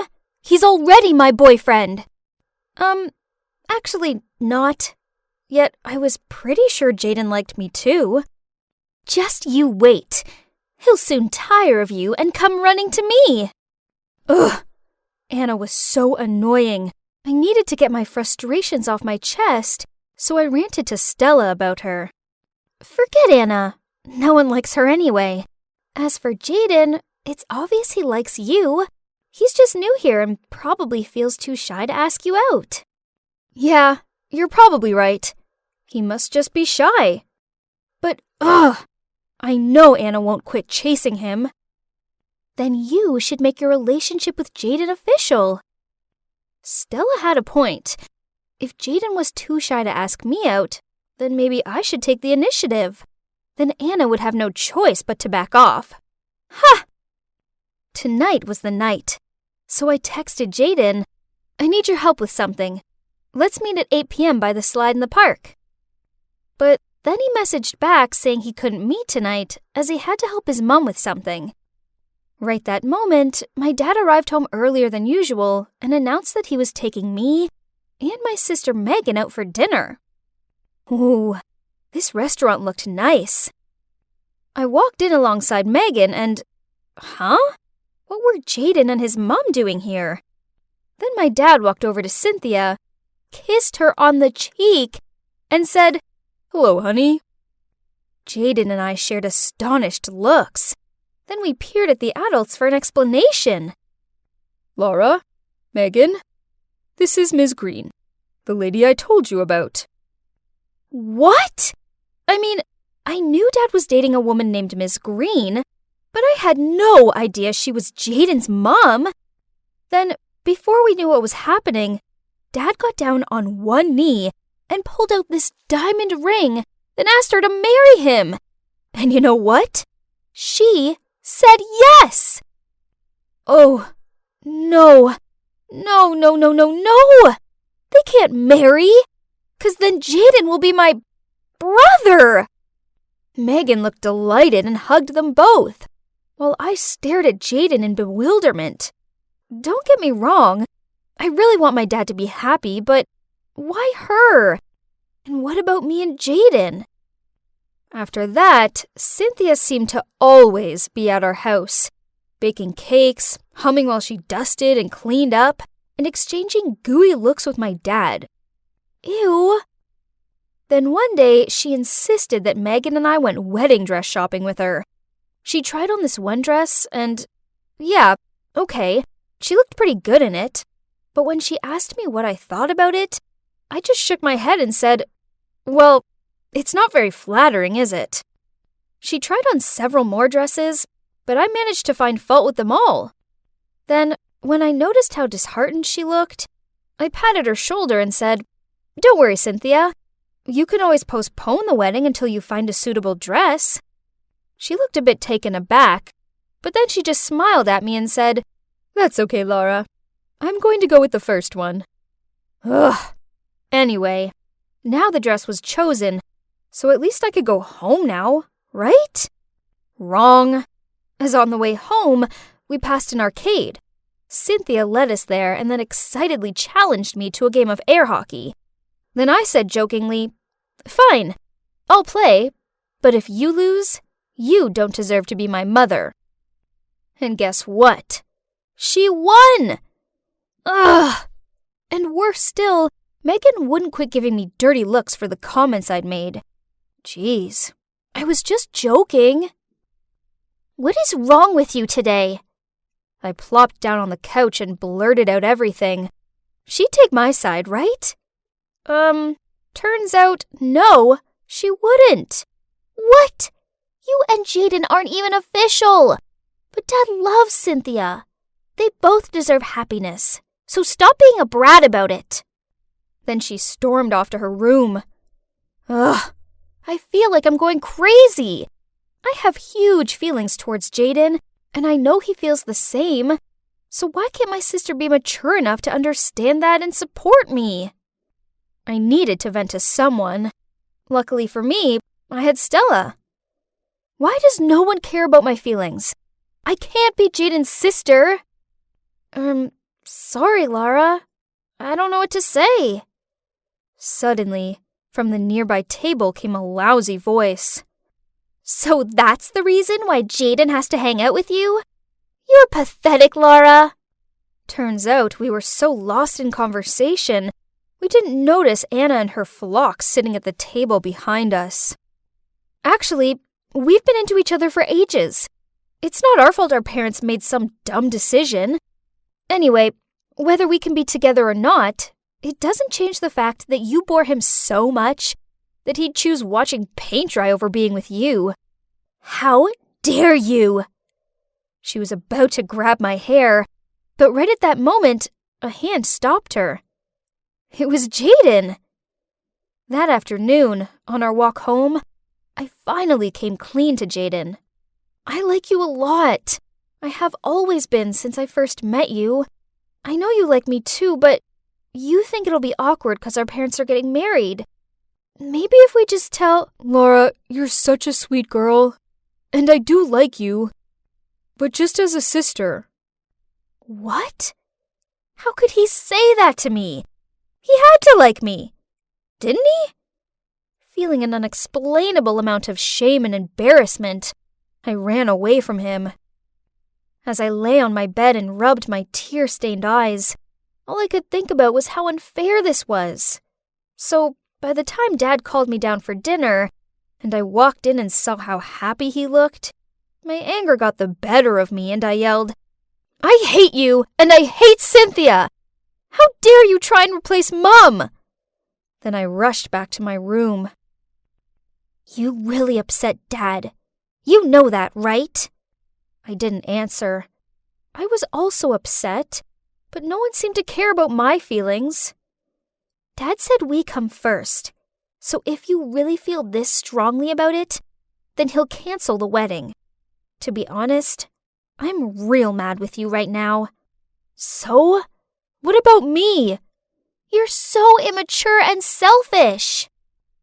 I didn't understand how my own sister could be so uncaring, so I screamed out, "So what? You don't care that Mom's being replaced by some fake woman? And what about me? Why does no one care how I feel? Oh my God, Laura, for once, this isn't about you."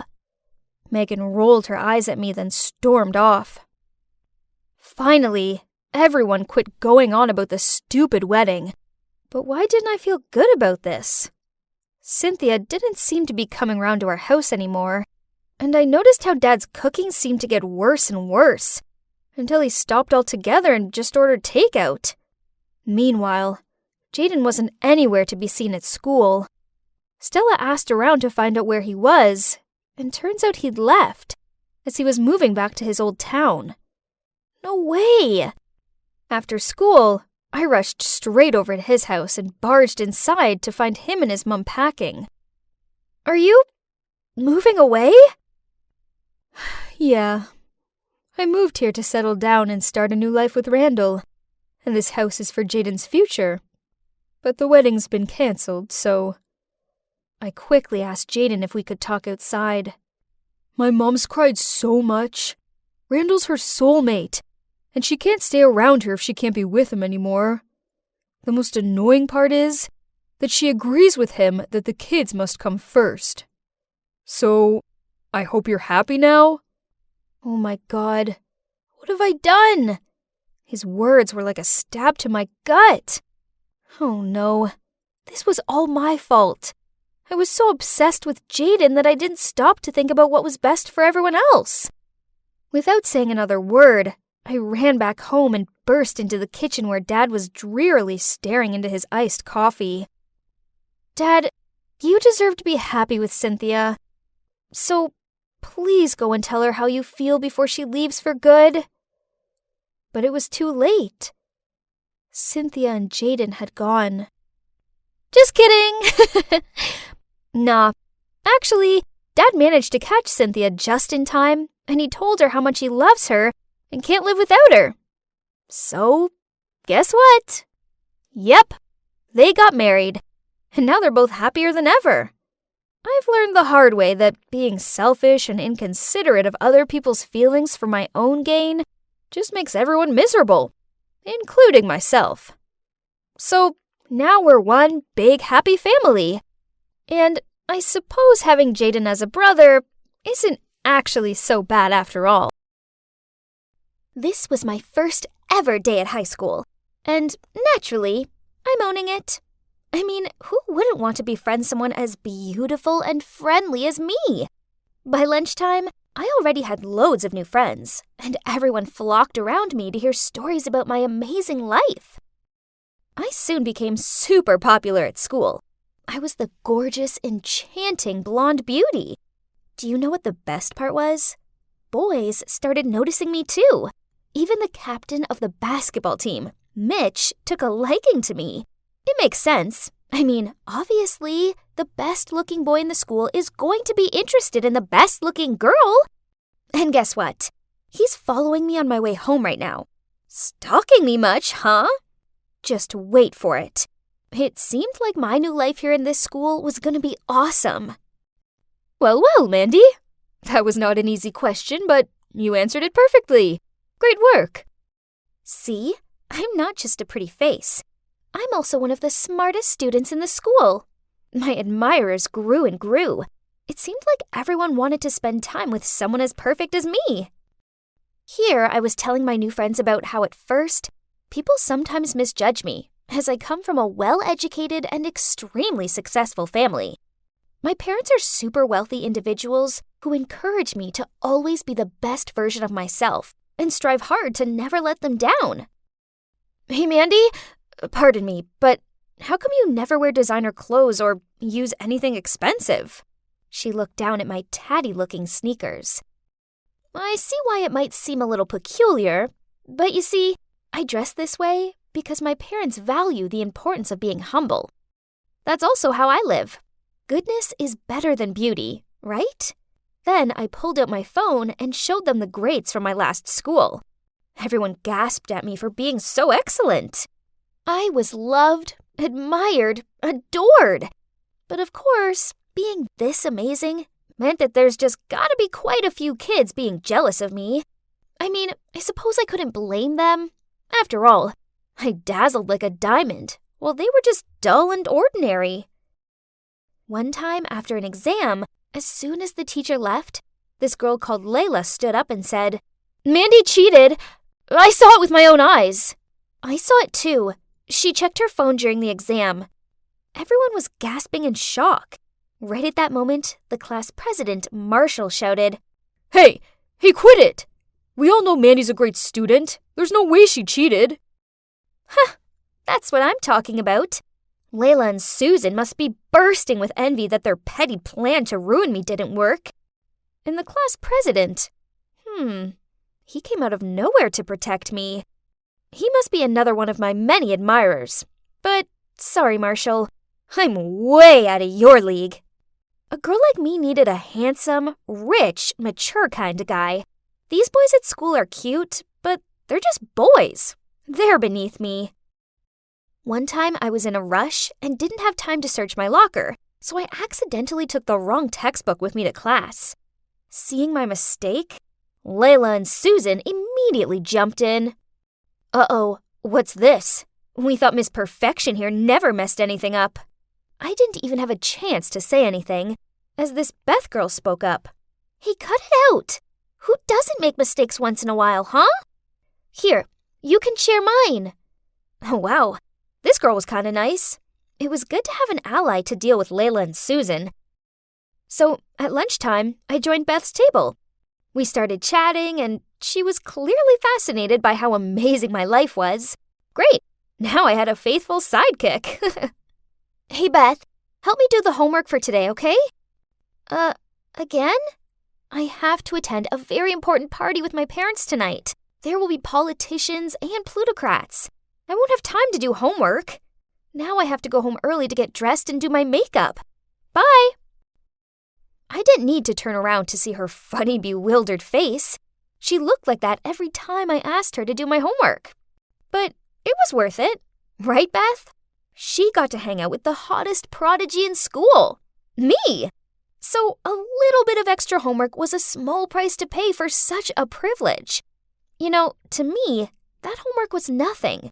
I just didn't have time for it. I had to admit that having Beth around was very convenient. She made sure my grades stayed top of the class, leaving me time to play polo, go to the golf club, and attend charity functions with my parents. She also let me borrow her dresses, bags, makeup, and this super cute pair of high heels. My friends admired me, strangers idolized me, my teachers adored me, and I had a wonderful, loyal best friend. Life was perfect. Until one day, as I was shimmying along the hallway, I noticed something odd. People weren't giving me their usual looks of adoration. Instead, they were turning their noses up at me. Huh? What was happening? Hey, Beth, do you know what's going on? People are acting really weird. She just shrugged. I don't know. Let's see. I tried to tell myself that it was no big deal, but I couldn't shake off the feeling that something was wrong. Then later that day, my worst fears were confirmed. As I entered the classroom, Marshall came over to me and waved his phone in my face. Good game, Miss Perfect. Turns out you're just a big fat liar. I looked at his phone and saw a long post with a lot of photos attached. There's a big title saying, The Truth About Mandy the Liar, and each photo came with a caption. Mandy's house is actually very ordinary. She lives with her grandparents. There are no luxurious mansions or wealthy parents. When Mandy just came to the school, she made friends with everyone, bragging about her fame, fortune, and popularity. I don't know who she is. So what if we just shared the same path to the bus stop? Who said that I intend to get acquainted with her? Her transcript from her old school isn't even hers. She's just photoshopped her name on it. Every time she stood up to answer a question or take a test, she cheated, so she got a good grade. God, all this? How did they know? It felt like my heart had lodged in my throat, and my mind was spinning. My eyes blurred when I saw Layla and Susan approaching me. I stared at them in shock. Mandy, honestly, we don't hate you. It's just that we realized your stories were ridiculous, so we decided to find out the truth. That's right, but you sure did cover your tracks. We couldn't find a thing. Hang on, so who found these pieces of evidence? I did! Right at that moment, my so-called best friend appeared, followed by the homeroom teacher. Mandy, I know you think I'm some desperate wannabe you can control, but no! I soon worked out that everything you said was a lie, so I gathered evidence to prove it. Everyone was gawping at me with disappointment. I felt completely overwhelmed by the situation. This couldn't actually be happening. I pinched my arm. Ouch! It was as painful and as real as what was going down before my eyes right now. Beth continued, "It's not good for you to live a lie like this. Who even are you?" Ah! Reality images started flooding into my mind, making my brain feel like it was going to explode. I grabbed my head and ran out of the classroom. When I opened my eyes, I found myself in the hospital. The homeroom teacher was sitting next to me, and my grandparents were also there. They all looked very disappointed.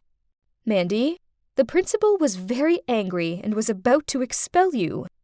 But it was Beth and her friends who convinced him to let you stay." What? Beth? But she was the one who exposed me. Noticing my surprise, the teacher continued.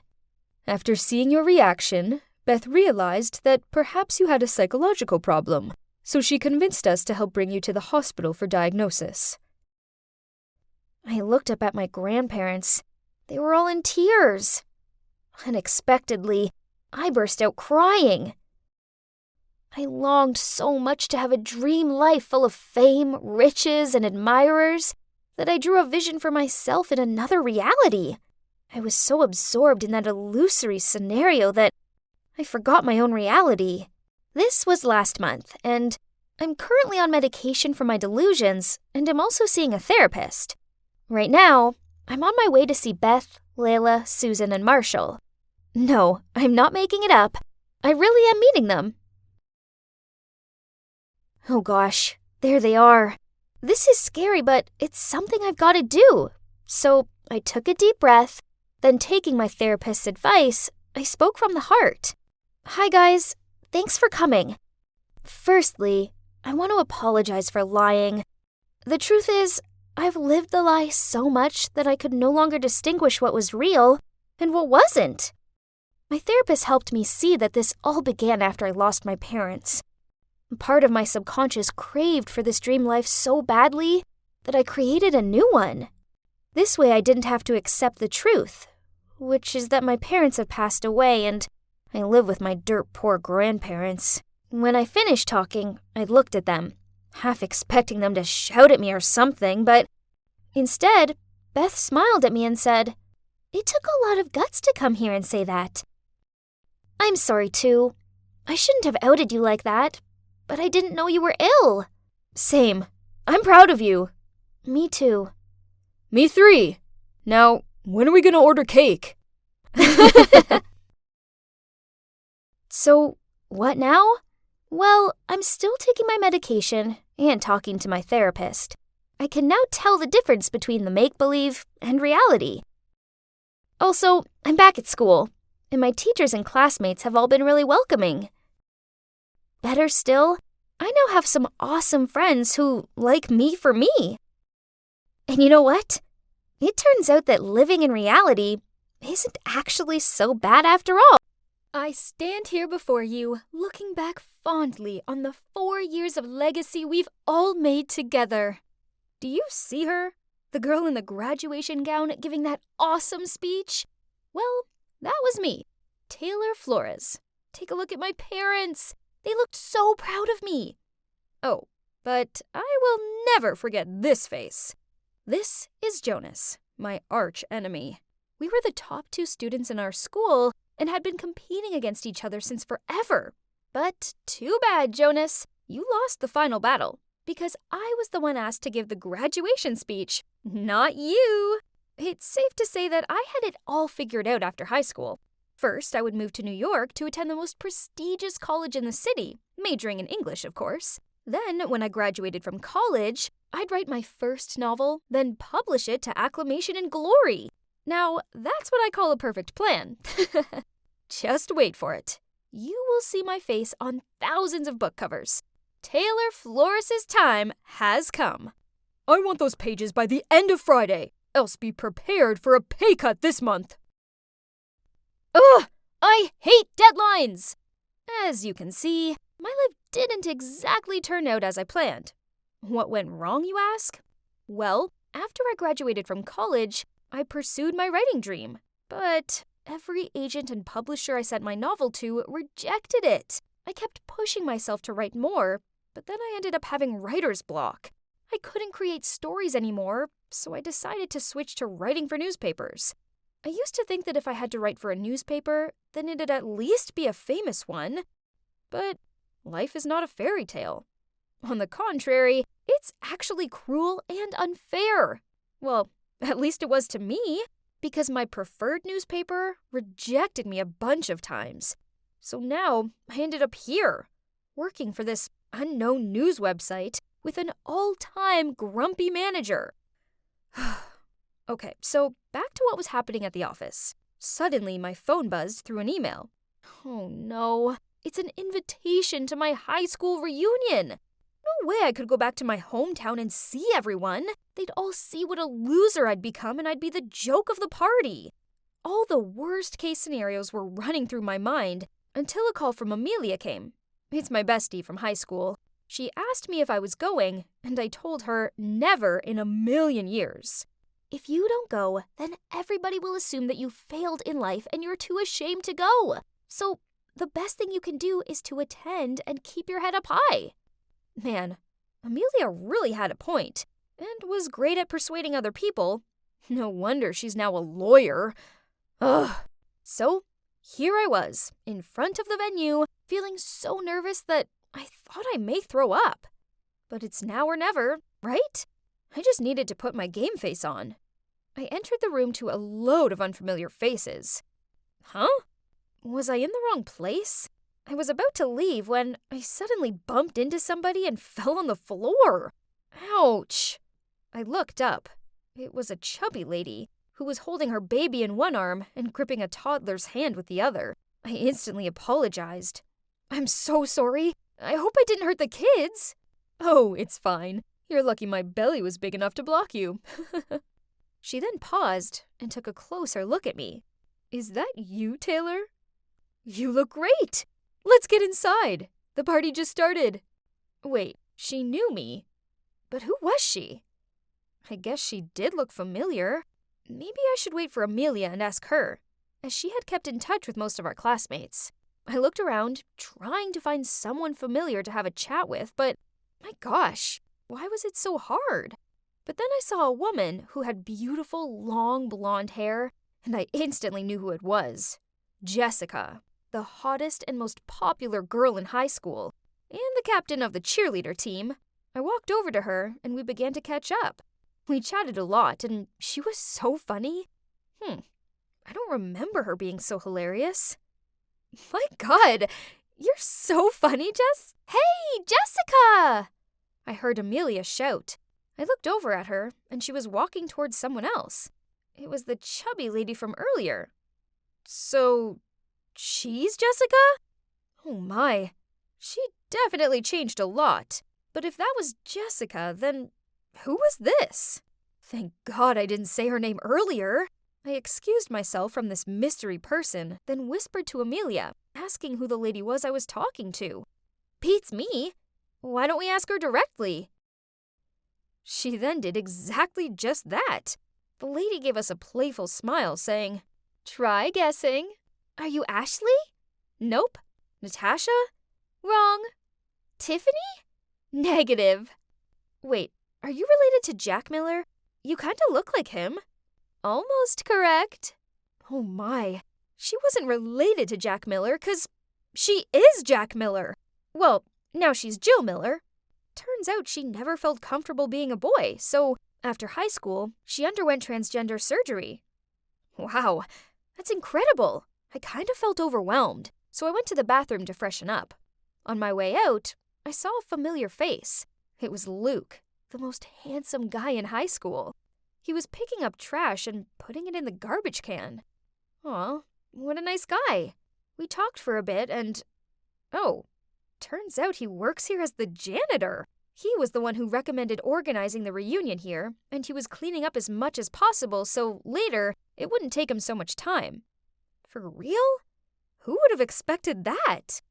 I went back to the party and saw Amelia talking to a guy. Oh, who is this handsome dude? Amelia beckoned me over and introduced him to me. I couldn't believe my ears. It was Jonas, my arch enemy. The chubby dwarf Jonas with a face full of pimples now resembled an Abercrombie & Fitch model. Jonas just told me that he's been promoted to a higher position in his company. Ugh. Seemed like he still kept his bragging habit. Some things never changed. Suddenly, Jonas asked me, And what about you, Taylor? How has it been going for you lately? "Oh, snap! I couldn't tell him that I was working for this awful news website. That would be so humiliating. So, thinking fast, I blurted out that I was a managing editor for this huge newspaper in New York. Jonas and Amelia looked at me in shock. "In your face, Jonas. If I had a mic, I would definitely drop it." I asked Jonas what position he was promoted to, and he replied, Oh, I got Chief Technical Officer. "Huh, nice try, but it was no match for my amazing job. I won that battle, loser." Well, in general, the reunion went pretty well, even though I had to lie about myself, but whatever. It's not like I was gonna see Jonas again, right? Wrong. A week later, I received a Facebook friend request from him. First, I ignored it, but then a few days later, he texted me via Messenger, asking why I didn't accept him on Facebook. Ugh, that was so annoying. Fine, but first I had to readjust my page. I needed to hide photos, statuses, and tags that were related to my company. Done. Then Jonas began to text me. It was nice seeing you the other day. Would you like dinner sometime? I'm sorry, what? Was he asking me out on a date? Or was this a prank? 'Cause I live in New York. I told him that, and oh my God, he lives in New York too. Ugh, great. But the thing is, I told him last time that I'm an editing manager, and that's a busy job.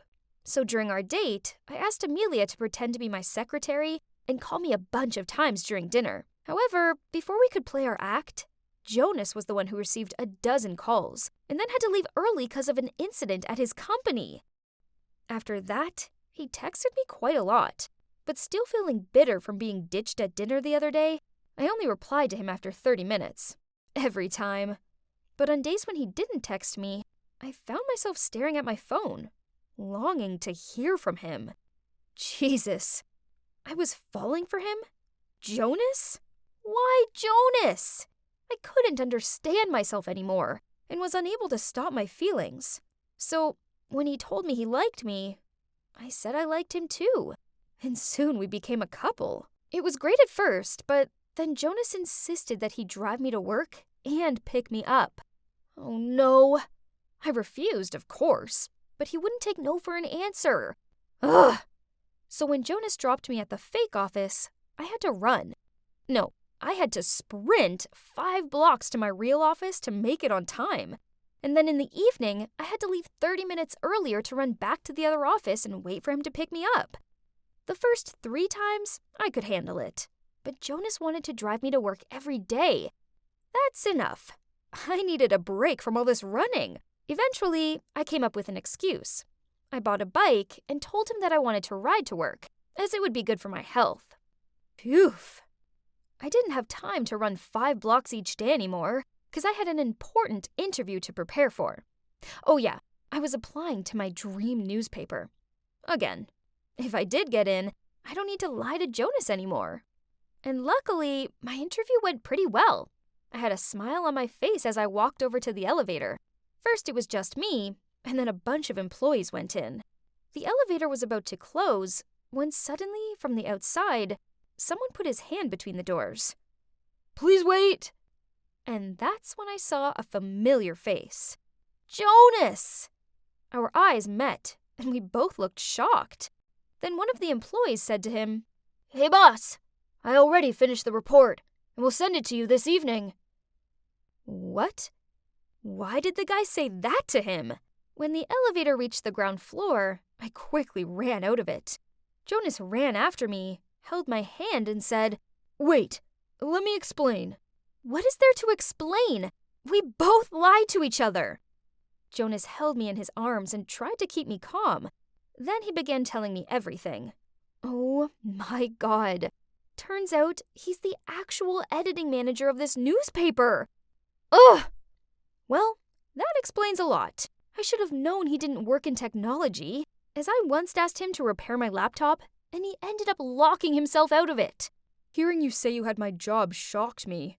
I didn't want to embarrass you, so I made up another position. So he knew right from the beginning I was lying. Then why did you insist on driving me to work, when you already knew I didn't work there? I was just messing with you. Besides, I was kinda curious to see how long you could keep the lie up for. I'm sorry. But the truth is, I like you. I have liked you since high school. Back then, I was always competing with you 'cause I wanted you to notice me. I thought I was about to throw a tantrum, but thinking back, it was all my fault. If I hadn't lied in the first place, then Jonas wouldn't have had to lie about himself. Right at that moment, I received an email from Human Resources. Oh God, I got in! They were so impressed by me that they had to email me right away. I was so happy that I hugged Jonas as he said, "Congratulations, newbie. Now, let's get to work. Your first task is to go out on dinner with me." Yeah, so now Jonas and I work at the same place, and he's my boss. I used to hate losing to him, but now that he's my boyfriend, I feel fine. Actually, I'm really proud of him.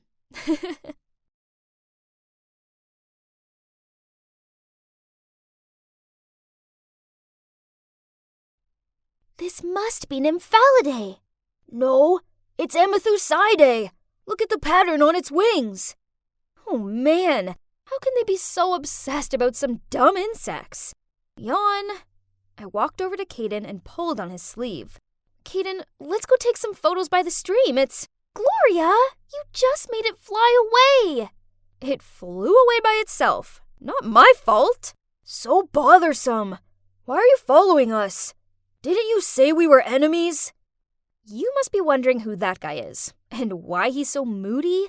He's Caden, the boy I'm trying to win over. It's down to him that now, a girl as amazing as me has to spend her entire weekend trapezing around the woods. Ugh! I don't even like insects, and I really dislike his sister, Chloe.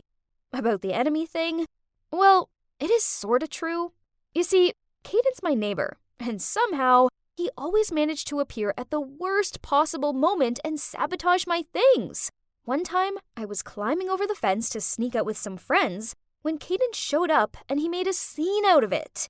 So my dad immediately dragged me inside and gave me a prize of 1 week being grounded. Another time, I was innocently sitting in the garden copying an essay off the internet when once again, Caden appeared, saw what I was doing, and made a fuss about it. So, yep, you guessed it. My dad overheard and grounded again. This poor Gloria. Ugh! I really did hate his guts back then. But my feelings then changed 180 when he once saved me from drowning. Well, I wasn't actually drowning, I just had cramps. But the fact that he dove in to save me was enough. Since then, I only had eyes for him. But no matter how hard I try, he's always so cold towards me. There's no way I'm giving up that easily. You see, someone as dazzling as me has a habit of getting what I want. With this in mind, I ran after them, but a branch got in my way, and I rolled down a hill. Everything around me was spinning. Then the world went black. Gosh, my eyes. What was with the blinding bright lights? I tried to sit up, rubbed my eyes, then saw Caden frantically running towards me. Gloria, you're awake! Are you in any pain? Oh, yeah, right. I fell and fainted. But hold on. Is Caden worried about me? If only he treated me like this all the time. Suddenly, an idea flashed through my mind. Aha! Gloria, are you okay? Huh? Who are you? Why am I here? Caden panicked and ran to find a doctor, while Chloe rushed over to me. You seriously don't remember us? I pretended to be so surprised, eyes open wide, and asked who Chloe was. Then the doctor came in. After a few tests, he said there was no severe injury, but I must have been suffering from short-term memory loss. Huh, of course. My acting skills were Hollywood level. And no surprises, since then, Caden's attitude towards me was so different. No more moodiness. Instead, he was so sweet. So, this whole pretending thing is totally worth it. I just had one gate to pass. That devious girl, Chloe. Anyone confident to do last week's routine? This will go in your favor towards the lineup evaluation. No way was I going to miss this opportunity, so I immediately raised my hand. After successfully completing the dance, everyone praised me. Except for Chloe. She stared at me and said, don't you have amnesia, Gloria? How do you still remember this dance? Oops, I forgot about the losing my memory part. Well, I watched the dance clip online and stayed up all night practicing, as I don't want to be the black sheep of our team. Chloe still stared at me, but didn't say anything more. Phew, that was a close one. I'll have to be more careful from now on. The next day, I was putting my books away when suddenly Chloe ran over, put her arm around my shoulders, and excitedly said, "Hey, bestie, we're still going to the mall this afternoon?" Huh? What for? Oh, I forgot. You don't remember anything. Last week you promised to take me to pick out a birthday present. Tomorrow's my birthday, so I'll meet you by the school gates after the last bell, okay? What? What is she doing?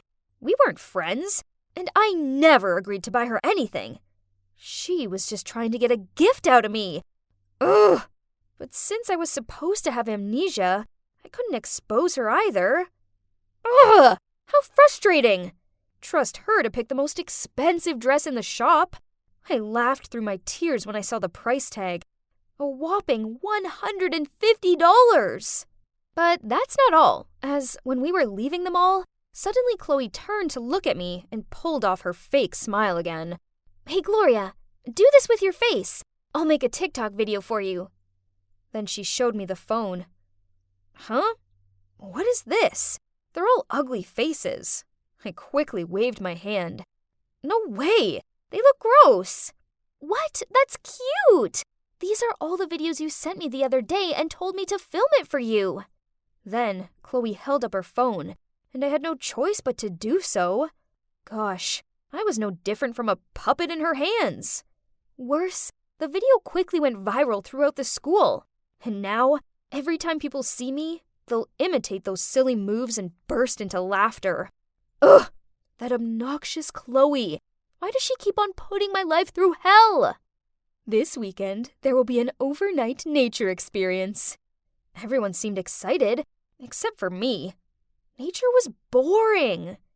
Then suddenly, Chloe spoke up. Miss, my brother, Caden, is studying biology. Can I invite him to come along and help? My ears pricked up on hearing Caden's name. Of course, the teacher agreed. This meant a whole weekend of being with Caden and sitting by the fire, leaning on each other's shoulders and gazing at the stars. God, how romantic. But expectations did not meet reality. Caden was so busy that I hadn't even made eye contact with him yet. I was sitting and watching Caden instruct the students on how to recognize a death cap mushroom when suddenly someone tapped me on the shoulder. It was Chloe. Hey, let's go to the nearby stream to take photos. That's so lame. I already had like a zillion pictures taken at that stupid stream, as I've been here every week with Caden and this annoying sister of his. But, well, I suppose that would still be more fun than sitting here like this, right? So I pretended to be interested and followed her. Wow, this place is so beautiful. Stop the act. There's only the two of us now, so you don't have to fake it anymore. I know it all. Chloe smirked and continued. Now let's see how you get out of this one. Huh? Was she on to me? So all along, she was just trying to prove I was lying about the memory loss? Nice try, Chloe, but I can just call someone for help. Duh. Hey, where's my phone? God, I left it in the tent. What was I supposed to do now? I knew the way back, but if I went back by myself, it was like willingly falling into Chloe's trap. And my fake amnesia would then be exposed. By then, Caden probably wouldn't even look at me. No way! It can't happen like that. Someone will come looking for me soon. Then I sat down on a nearby tree stump and waited, but it started to get dark pretty fast. And why hadn't anyone come searching for me yet? I was so hungry, I hadn't eaten anything in hours. Suddenly, the branches behind me made a strange noise, which made me tremble in fear. Setting my thoughts aside, I hurriedly found my way back to the campsite. Halfway there, I suddenly saw two figures walking towards me, but they seemed to be arguing quite fiercely. Do you know how dangerous it can be in the forest at night? What if something happened to Gloria? She knows the way back. She was just pretending to get your attention. Or are you afraid her father won't hire you again? Wait a minute. Those voices were so familiar. Were they Caden and Chloe? But what were they talking about? Dad? Hire? What did that mean? I took a quick step forward and was stunned when I saw Caden and Chloe in the flesh. As soon as he saw me, Caden frantically asked, Are you okay? What are you two talking about? And what does it have to do with my dad? While Caden was still perplexed, Chloe was annoyed and said, It's your dad who hired Caden to watch over and protect you. Now stop wondering why he always shows up at the right time to stop your mischief. What? What did Chloe just say? Was it really my dad who hired Caden? I needed to go home immediately to ask my dad to clear things up. I stormed off, but could still hear Chloe's voice behind me. See? I told you her memory's perfectly intact. It was all just an act. Ugh! As soon as I arrived home, I barged into my dad's office. Did you hire Caden to watch over me? Why did you do that? Seeing that he couldn't hide it anymore, Dad told me everything. Turns out, a few years ago, by chance, he'd seen Caden protecting Chloe when she was causing a scene at the grocery store, and he was impressed by his maturity. Later on, he also learned that their parents had passed away a long time ago, and they'd been living with their grandma. It's a pretty pitiful situation. So, Dad came up with the idea to pay Caden to oversee and protect me, which made him feel more assured about his mischievous, crafty daughter. And at the same time, this would help Caden's family make their ends meet. So, it turned out that the time Caden saved me wasn't because he was a good guy, but just for my dad's money. I was so disappointed and sad that I locked myself in my room for the weekend. Until I was sunbathing in the garden when a baseball flew over the fence and almost knocked me out. I was furious. Whoever threw that could have killed me. That's when Caden appeared. He rushed over to retrieve the ball, then said to me, Hey, Gloria, I'm sorry about that. My friend's visiting and he has terrible aim. I folded my arms and muttered out, Whatever! He started to walk away, then stopped, looked back at me and said, Look, Gloria, your dad was paying me to protect you, and I know you and your trickster nature, so I knew from the get-go that you were faking your memory loss. The thing is, I actually found it kinda cute that you'd do that just to impress me. I gave him a skeptical look. Was he being serious? I like you. I have done for a while, but I had my duties to think about. But I've given it some thought, and I've told your dad I quit. I don't want to be your security guard anymore. I'd much rather be your boyfriend. So, what do you say? Oh, how bold is this guy? I failed to hold back my smile as I replied, I suppose being your girlfriend could be fun, but no insects. Then I leaped up and hugged him. So now, Caden and I are officially together, and I don't have to pretend I have memory loss anymore. Hey, I guess it's not that surprising. I did say that I always get what I want.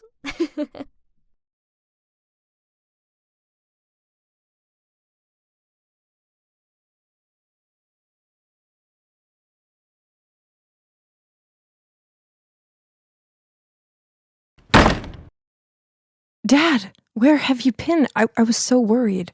Go away. Don't touch me. I froze on the spot, not understanding why my once kind-hearted father was being so cold toward me. I snapped out of my daze and tried helping him forward, but he flinched me away. My eyes started to tear up, and I didn't know what to do. Then another woman appeared. She quickly helped him up and smiled at me. Don't worry, sweetie. I'll take care of him. Excuse me? Who was she? My mother had barely been put in the ground, and Dad had already moved on? I couldn't watch any more of this, so I quickly left the room. How could things go downhill this quickly? My life used to be so simple and perfect. I had a loving family. I was always on top at school. People always complimented me on how I inherited both the beauty and intelligence of my mom and dad. But then a traffic accident happened and took Mom away from us.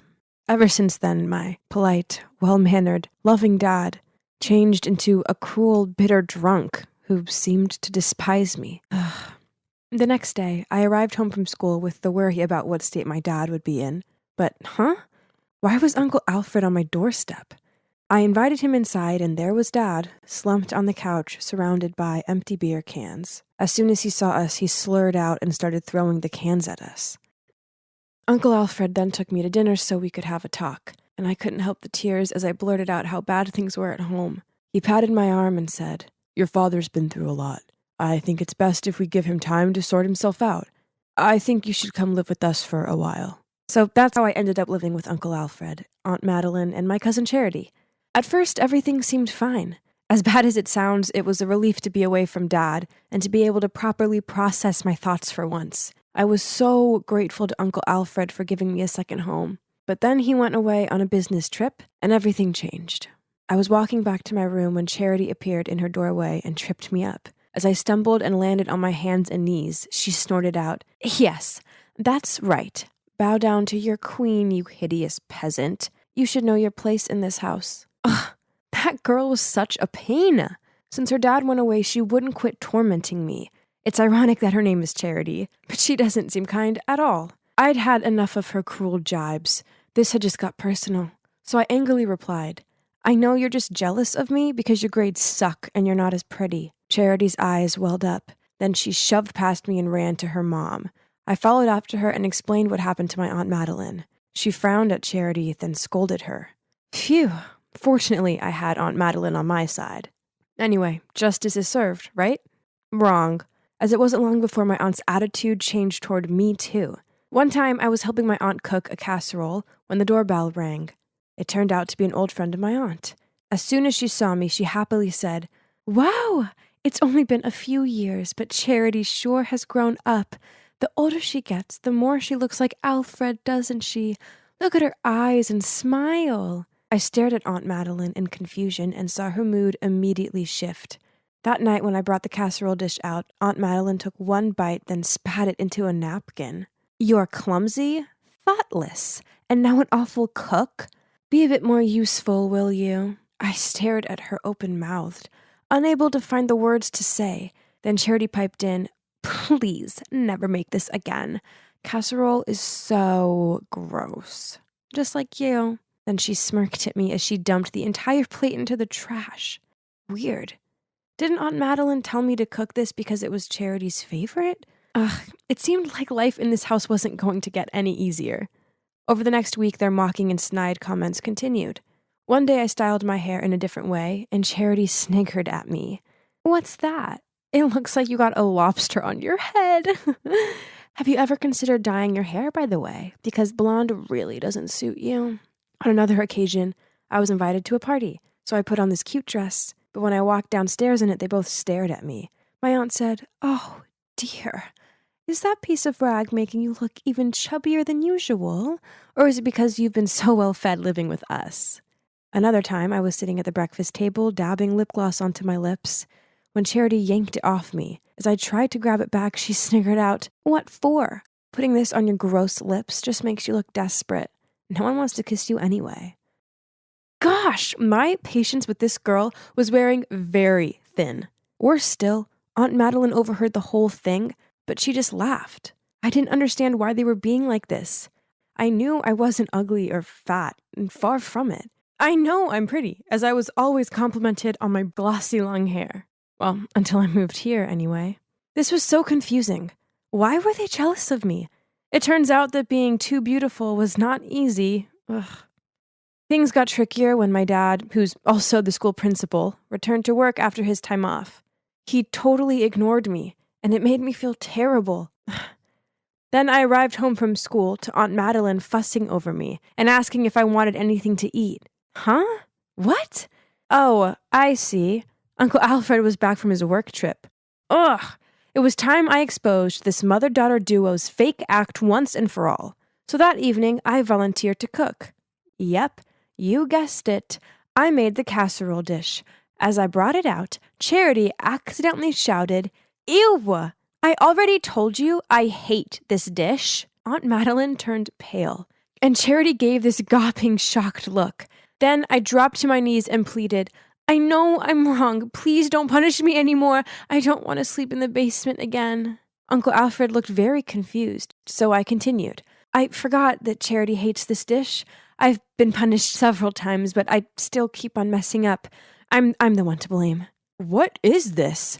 I go away for a few weeks and come back to carnage?" He ordered Aunt Madeline into their room for a private chat. "We're not even related. Don't expect my mother and I to be nice to you," she said, then stormed off. What? What did Charity mean? Of course we were related. Aunt Madeline was my dad's sister, right? I wanted to know what was going on, so I hid behind the door and listened in on their conversation.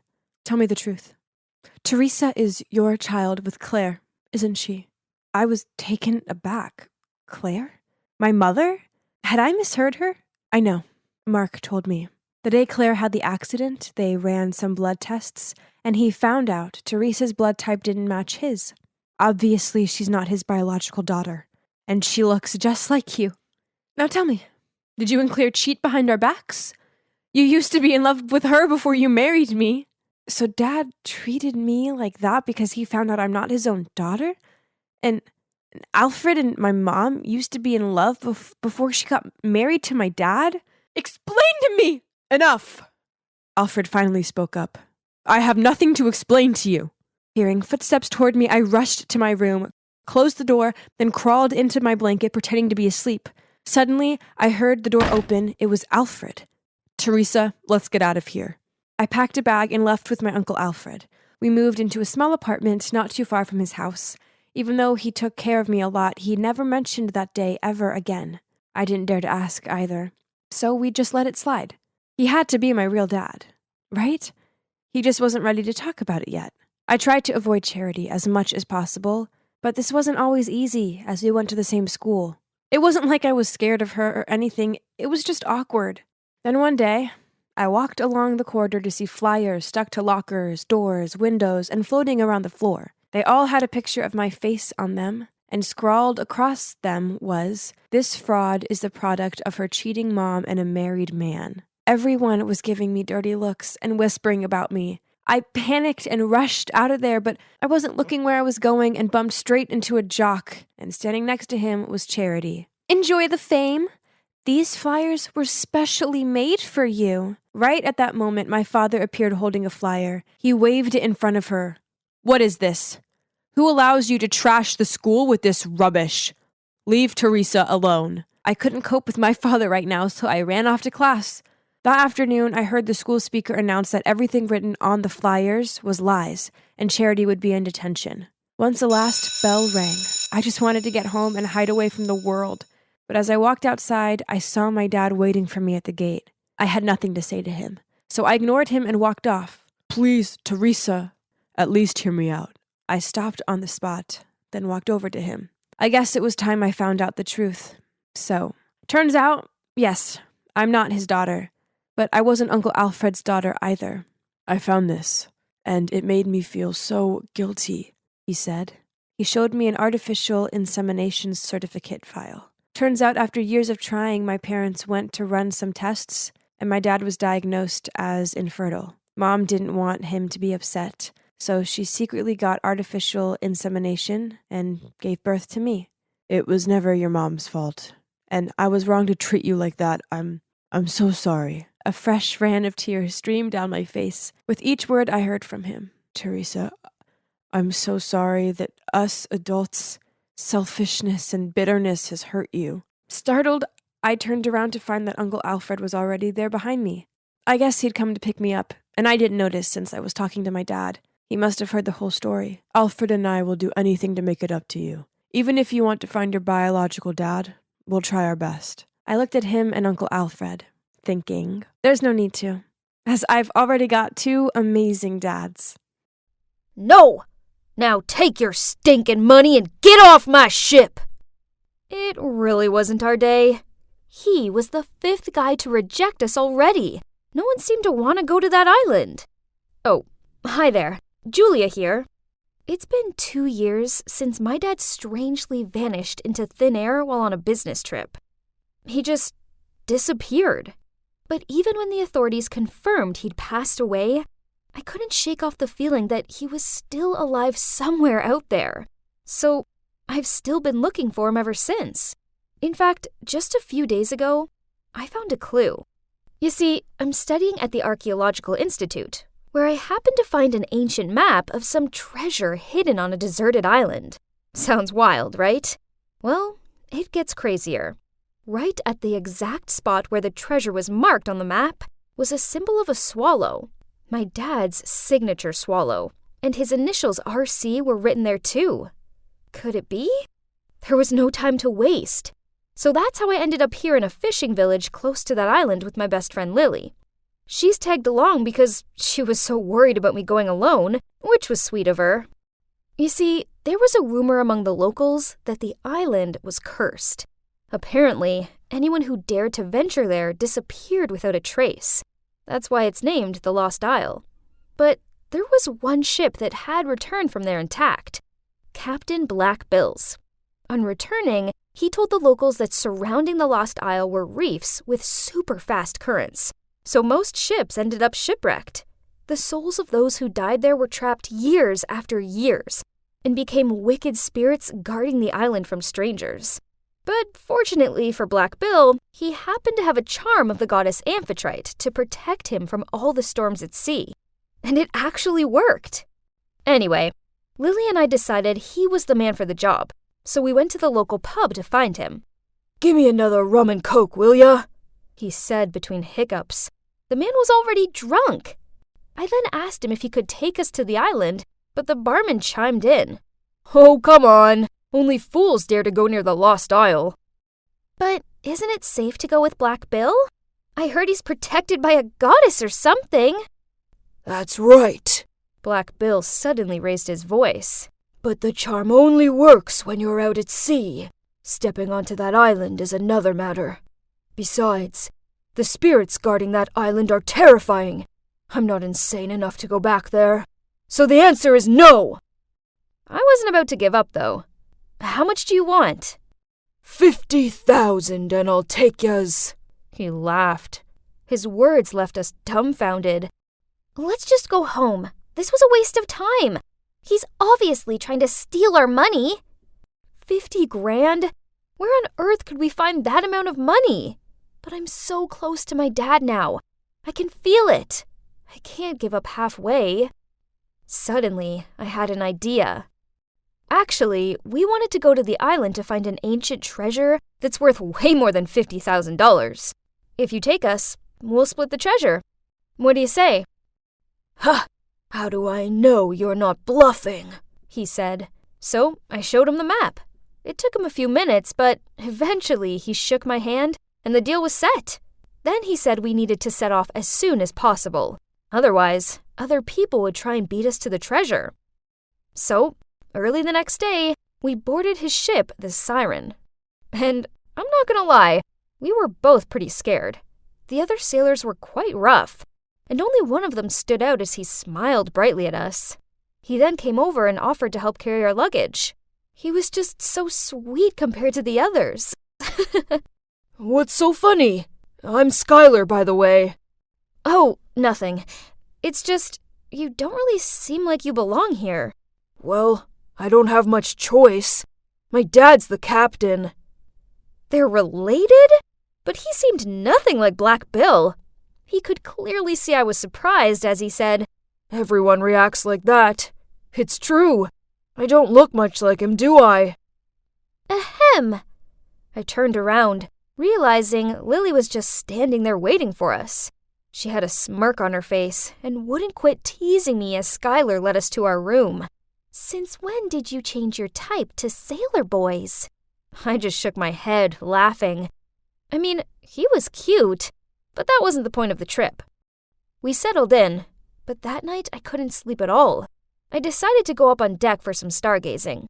It was eerily quiet out there, but I suddenly heard a sound coming from the other side of the ship. I quickly went to see and found Skylar leaning on the rail. He's probably having trouble falling asleep too. So we ended up chatting all night, and I told him why I had to get to the Lost Isle. He looked me in the eyes and said, "I'm sure you'll find your dad. I know you can do it." He seemed so sincere and warm. It actually made my heart skip a beat. By noon the next day, we had reached the island, and it was just as terrifying as Black Bill had said it would be. Rows and rows of jagged rocks rising out of the sea, with the waves crashing so high, I thought we'd be shipwrecked in a second. The ship was shaking so violently, I really didn't think we'd make it. But we did. After almost colliding with the rocks a few times, we eventually made it through, and I've never been happier to see land before. However, there were still many challenges ahead. The first night on the island, I was curled up in my tent when a sound of footsteps coming from outside woke me up. I quickly unzipped it to see who was there, and that's when I saw a dark figure rushing off into the bushes. I was so scared, I screamed and woke everyone up. After checking, we realized all our bags and food that we'd left outside had been stolen. "Perhaps the ghosts of this cursed island are trying to scare us away." I felt Lily shiver beside me, while I tried my best to look unfazed. But Skylar suddenly spoke up. "What would ghosts do with food anyway? It was obviously some man. Monkeys? Yes, it was obviously monkeys. Right, son? In fact, they'll probably come back, so we best keep our eyes peeled." For the rest of the night, we took turns guarding the tents. Then once the sun came up, we packed up our camp and continued on our journey across the jungle. "Julia, are there really ghosts on this island?" "Ghosts aren't real, Lily." I started, but then I found myself screaming. My right leg dropped and suddenly I was falling into a hole. Luckily, Skylar was nearby and grabbed my arm just in time. I quickly looked down and saw there were dozens of sharpened wooden stakes at the bottom of the hole. What in the world? That wasn't the only trap, though. As we crossed the island, we all got stuck in a snare at some point. From net to rope leg traps, this cursed island has all the tricks up its sleeve. Luckily, no one got seriously injured, but it was still totally freaky. That night, I headed towards Skylar's tent to thank him for saving me, and as soon as he saw me, he pulled me into a hidden corner and said, "There's something I need to tell you. I'm not Black Bill's real son." "Skylar!" Black Bill suddenly shouted from a distance. "Come here! Right now!" "I'll talk to you later. Hide that compass, and don't tell anyone." Before I could even begin to understand what was going on, he'd left. Another shock hit me as I saw the swallow symbol alongside my dad's initials engraved onto the lid. Huh? How did he get this? Did Skylar know my dad? A billion questions flooded my mind, but by then, Skylar had already gone guarding the campsite with his dad. The next morning, after basically no sleep, I decided I had to find Skylar and get some answers. As I was looking around for him, a group of strangers landed from the trees. They were like some sort of jungle people, with bushy hair and beards and wore raggedy clothing. They surrounded our camp and started threatening us. I was so scared, I couldn't move a muscle. "Julia! Lily! Run!" Skylar screamed, and I managed to snap out of it. I grabbed my bag in Lily's hand and ran after him and Black Bill. We eventually found a cave and took shelter there. It was hidden deep in the trees, and we prayed they wouldn't find us. We then only came out when we were sure they were gone.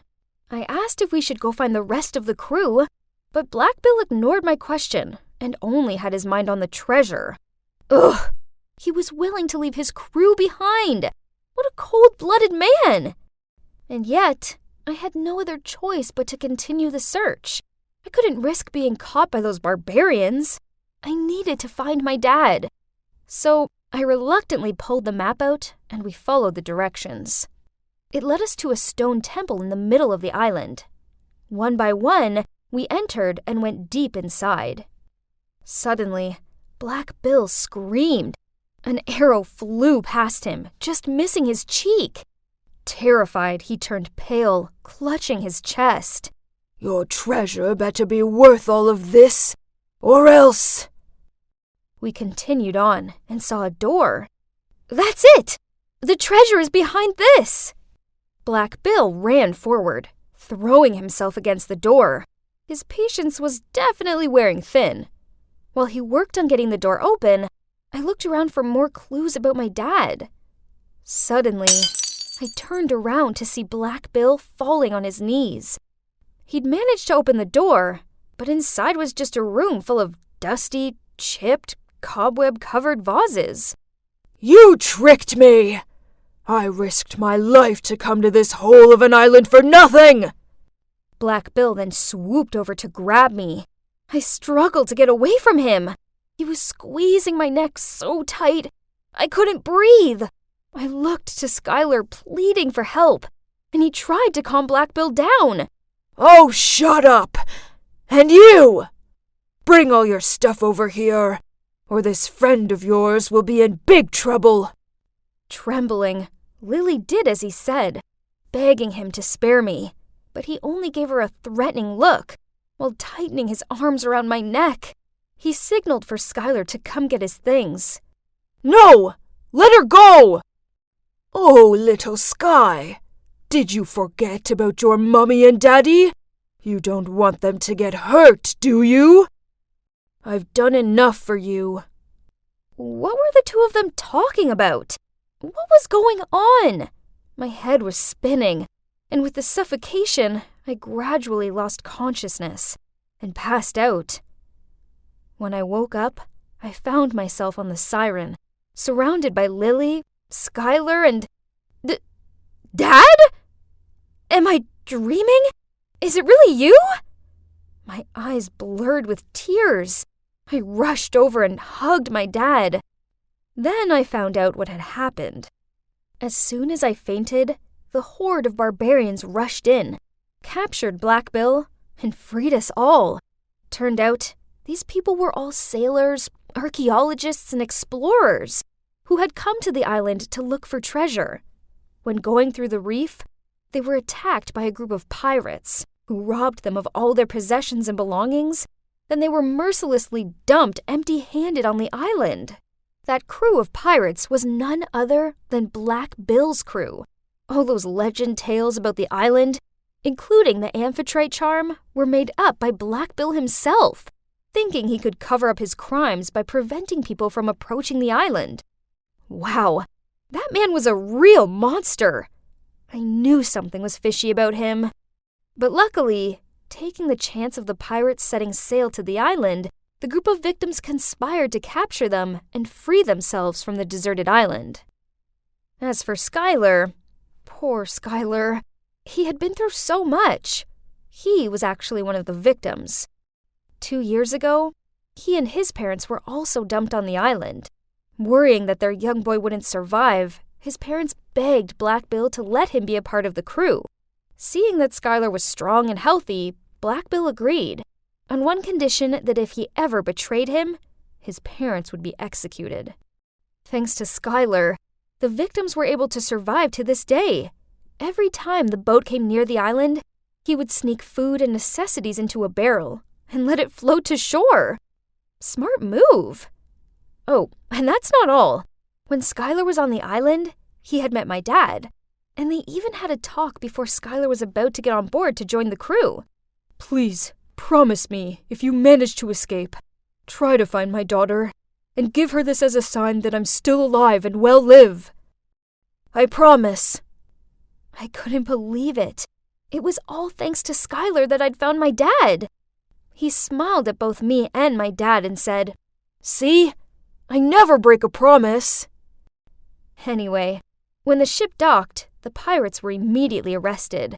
As for the victims, they were finally reunited with their families. Now, a year has passed, and honestly, all this was still so surreal to me. My dad and I spent a large chunk of the past year setting up an organization to help the people who'd been stranded on the island reintegrate into society. Lily has actually been writing a book about our adventure. And as for me and Skylar, well, we're officially dating. Guess it... Susan, hurry up or we'll be late to see the House of Gucci. Hang on, where was Susan? I looked around to see my friend standing on the spot. Lola? Isn't that your car? I looked in the direction Susan was pointing and saw my beloved car resting on the back of a tow truck. Great! Our only mode of transport was being impounded for illegal parking. So much for a movie trip. Well, let's call it a day. My line of thought just ended when, oops, something fell on my shirt. Ah! Those stupid birds! Unbelievable! This was my brand new tee, and now it was covered in bird droppings. Oh yeah, welcome to a normal day in the life of Lola the Jinx. Yes, I've been called that since I was a little kid. All of my relatives, except for my parents, have always been extra wary of me. Then, when I was 12, during a boring family gathering, I overheard a heated conversation between my uncle and my parents. "Stop living in denial. That girl's bad luck. Send her off to boarding school. Anywhere, as long as she's away from this family. You're being ridiculous. It's my daughter you're talking about. The fact that you lost your job has nothing to do with her. She's just a kid." That's right. This isn't Lola's fault. You need to stop blaming her for everything because of some silly words. It turned out that the silly words in question were told by a prophetess on the day of my birth. So, my family owned a famous furniture manufacturing business in the area. But unfortunately, on the day I was born, there was a fire in the workshop and they lost everything. On that same day, a prophetess passed by my house and dropped a sentence that made everyone in the family panic. "That newborn is a jinx who will bring misfortune to the entire family." So that's why relatives ignore me, don't invite me to parties, and whisper about me behind my back. I don't want to believe the prophecy, but with all the bad luck I've had so far, it's hard not to. Have you ever carried an umbrella around with you for 6 days straight, only for it to be sunny? Then the one day you forget to bring it, it pours down? Or have you ever been able to lick a delicious-looking ice cream when you tripped and splashed the whole ice cream on the poor person standing opposite you? Well, not only was I unlucky in my own right, but my ill fortune also affected the people around me. It's no wonder I'm a shy girl who struggles to make friends. Besides my parents, I only have one friend, Susan. Hey Lola, have you ever thought about breaking your bad luck? There's a very famous fortune teller in town. Breaking bad luck? Well, that sounds like a good idea. I've had enough of being Lola the Jinx. The next day, following Susan's instructions, I went to a small house on the outskirts of town. As I knocked on the door, I was nervous and excited. I hoped this would finally be the end to my run of bad luck. A woman in veil let me in. I couldn't wait any longer, so I blurted out, "Hi, I'm here since I heard you could help me get rid of my bad luck, right? Please help, whatever it takes." The fortune teller sat still for a moment, then a smile lit up through her veil. "You're Lola, daughter of the Gonzalez family, right?" I was stunned. Whoa, she was good at her job. I mean, I hadn't even introduced myself yet. "Of course, I already knew that you'd come here, but it would be difficult for me to eliminate your misfortune. There's only one person in the world who can undo your jinx. They will bear all the bad luck for you, and even bring you good luck at the same time." Is that so? But who could that be in this whole wide world? I blurted out. The fortune teller smiled and said that if I wanted further clues, that would cost me a few more bucks. Oh well, I've already come this far, so it's worth spending the rest of my monthly allowance to know who my mystery savior was, right? Then she pulled out this drawstring bag and shook it. She told me to draw an item. Oh, it was a small tile with a single letter on it. A. Well, well, well. Interesting. A person whose name starts with an A. Fear not, Lola. The universe will signal you to find that very person. I then went home and couldn't stop searching my mind for people I know with A names. Let's see. The most potential person was Ariel, a classmate of mine who was super lucky in everything. That's right, no one else but her. She was born wealthy and fortunate. She didn't even study and she always got good grades. Actually, she just won the school raffle. Her prize was a year's supply of donuts and a bowling trip.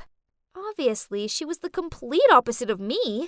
With her inherent luck, surely a little bit of my jinx seasoning wouldn't make her too miserable, right? But honestly, I'm not fond of Ariel. She's sour, scornful, and a show-off. Still, dear Lola, anything was possible if you wanted to end your bad luck. So I was determined that from tomorrow, I would make her my best friend. Together we would have the perfect balance between bad luck and good fortune. But easier said than done. Being friends with Ariel meant I had to continuously compliment her on everything. Her new shoes, high grades, choice of lipstick color. Ugh. She also made me go and queue up to get her lunch. Someone like me struggled to carry my own lunch without tripping, let alone two. But the weird thing was, I didn't fall over. Actually, ever since I started hanging out with Ariel, I couldn't recall anything bad happening. With my newfound luck, I started opening up to some of my other classmates. And you won't believe it, an unlucky girl like me even won 2 tickets to the opening of a new water park. So I decided to share one with Ariel. To be fair, it was her luck that got me those tickets, right? But, uh-oh. Hang on. Was that Ariel tottering out of the changing rooms in her stiletto heels? What an idiot! And right after that, just as you might have guessed, she slipped over. But to my horror, she also frantically grabbed onto my arm to take me down with her. But wait, why didn't I feel any pain? Oh, was I dreaming? Did this handsome guy just save me? As for Princess Ariel, she broke a tiny fingernail, so she just stormed off sulking. Never mind, as I had a new companion, my super cute hero, Anthony. Since then, Anthony and I talk to each other every day, and just like that, we officially became a couple. Honestly, who would have imagined that Lola the Jinx would one day have a very wonderful boyfriend like Anthony? Maybe my luck had finally changed. Yay! So the prophecy was fulfilled. Ariel was the one who brought me luck. But actually, thinking about it, Ariel didn't seem to be having any bad luck at all in the meantime. Well, apart from the fingernail incident, but in that instance, she was lucky she didn't sprain her ankle or anything. Perhaps we were all riding on the good luck train, for once.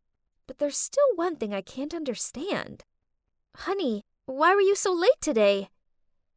Sorry, babe. On the way here, I got a flat tire. Twice. Yeah, you see, my boyfriend sure had been having a lot of bad luck lately. But wait, Anthony also has a name that began with the letter A. Could it be that it was Anthony who bore my bad luck? Not Ariel? Oh no, this couldn't be happening. Then, over the next few weeks, my suspicions were confirmed. Anthony lost his phone. He misplaced his assignment, picked up the wrong dog from the vet's, and even managed to walk into his mom's brand new, expensive vase. Smash! I could continue to be a jinx, but I didn't want any of my loved ones to endure this fatigue for me. Instead, I needed to find a way to help Anthony get out of this for good. Maybe he could befriend someone super lucky. Then this would reverse his bad luck. With this plan in mind, I planned a picnic for us both, then invited the luckiest person I knew along too, Ariel. At first, it seemed to be going really well. It wasn't raining, and there weren't ants in our sandwiches. But then I noticed Ariel giggle and twizzle with her hair as she looked at Anthony. Oh no, Ariel had a crush on my boyfriend. The problem was, the more I saw them together, happy and bad luck free, the more I concluded that Anthony was better off without me. So I started ignoring his calls and messages and purposely avoided the places I knew he would be. All was going well until he showed up outside my school. Ugh! Lola, why are you ignoring me? What did I do wrong? I pretended not to hear anything and kept walking, but he ran after and caught me by my wrist. So I yelled at him, "Nothing! You're perfect! That's why I stopped talking to you. I'm a jinx, and you deserve better." He gave me a confused look, so I explained all about how bad luck had a way of following me and the people I was closest to, and that's why I had set up a date for him and Ariel. You're such a fool. Are you seriously ready to throw away what we have because of some stupid prophecy? Plus, I'm not an object for you to just give away to whoever you want. Then he stormed off. This was awful. Now I'd gone and lost my amazing, sweet, caring boyfriend, and I only had myself to blame. Later that night, Mom walked into the living room and saw me slumped on the couch crying. She asked me what was wrong, and I blubbered out all about my bad luck, the fortune teller, and how I lost my boyfriend because of it. I think it's time I visited this fortune teller. It might be the prophetess from the day you were born. I didn't see her back then as I was in the hospital with you. If it really is her, I'm longing to know why she decided to put so much stress on our family with her ludicrous words. The next day, Mom and I went to the fortune teller's place. Mom yanked the veil off her face and stared at her in shock. Turns out they went to school together. And back then, this woman was jealous of my mom's luck. A jealousy she never got past. So she tried to sabotage her by telling those ridiculous prophecies to not only me, but the rest of our family. Thinking about it, throughout my childhood, my relatives treated me like a bad luck charm. So that's how I acted. I alienated myself, acted insecure, and had no confidence. Finally, after an 11-hour flight, I arrived at LAX, Los Angeles International Airport. It's awesome!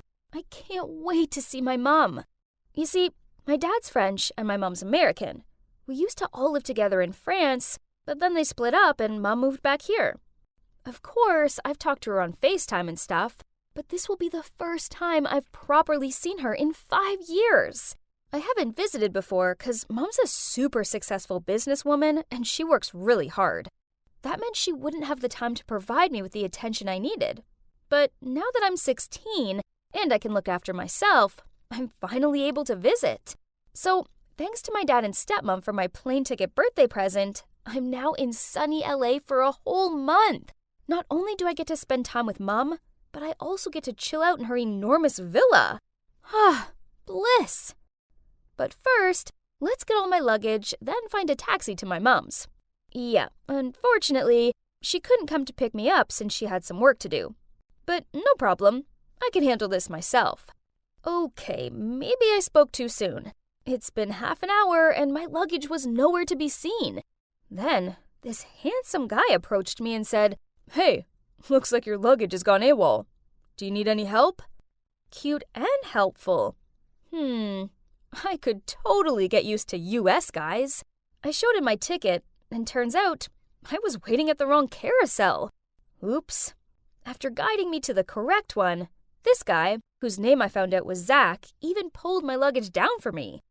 But one of my cases got stuck and burst open, causing everything to tumble out.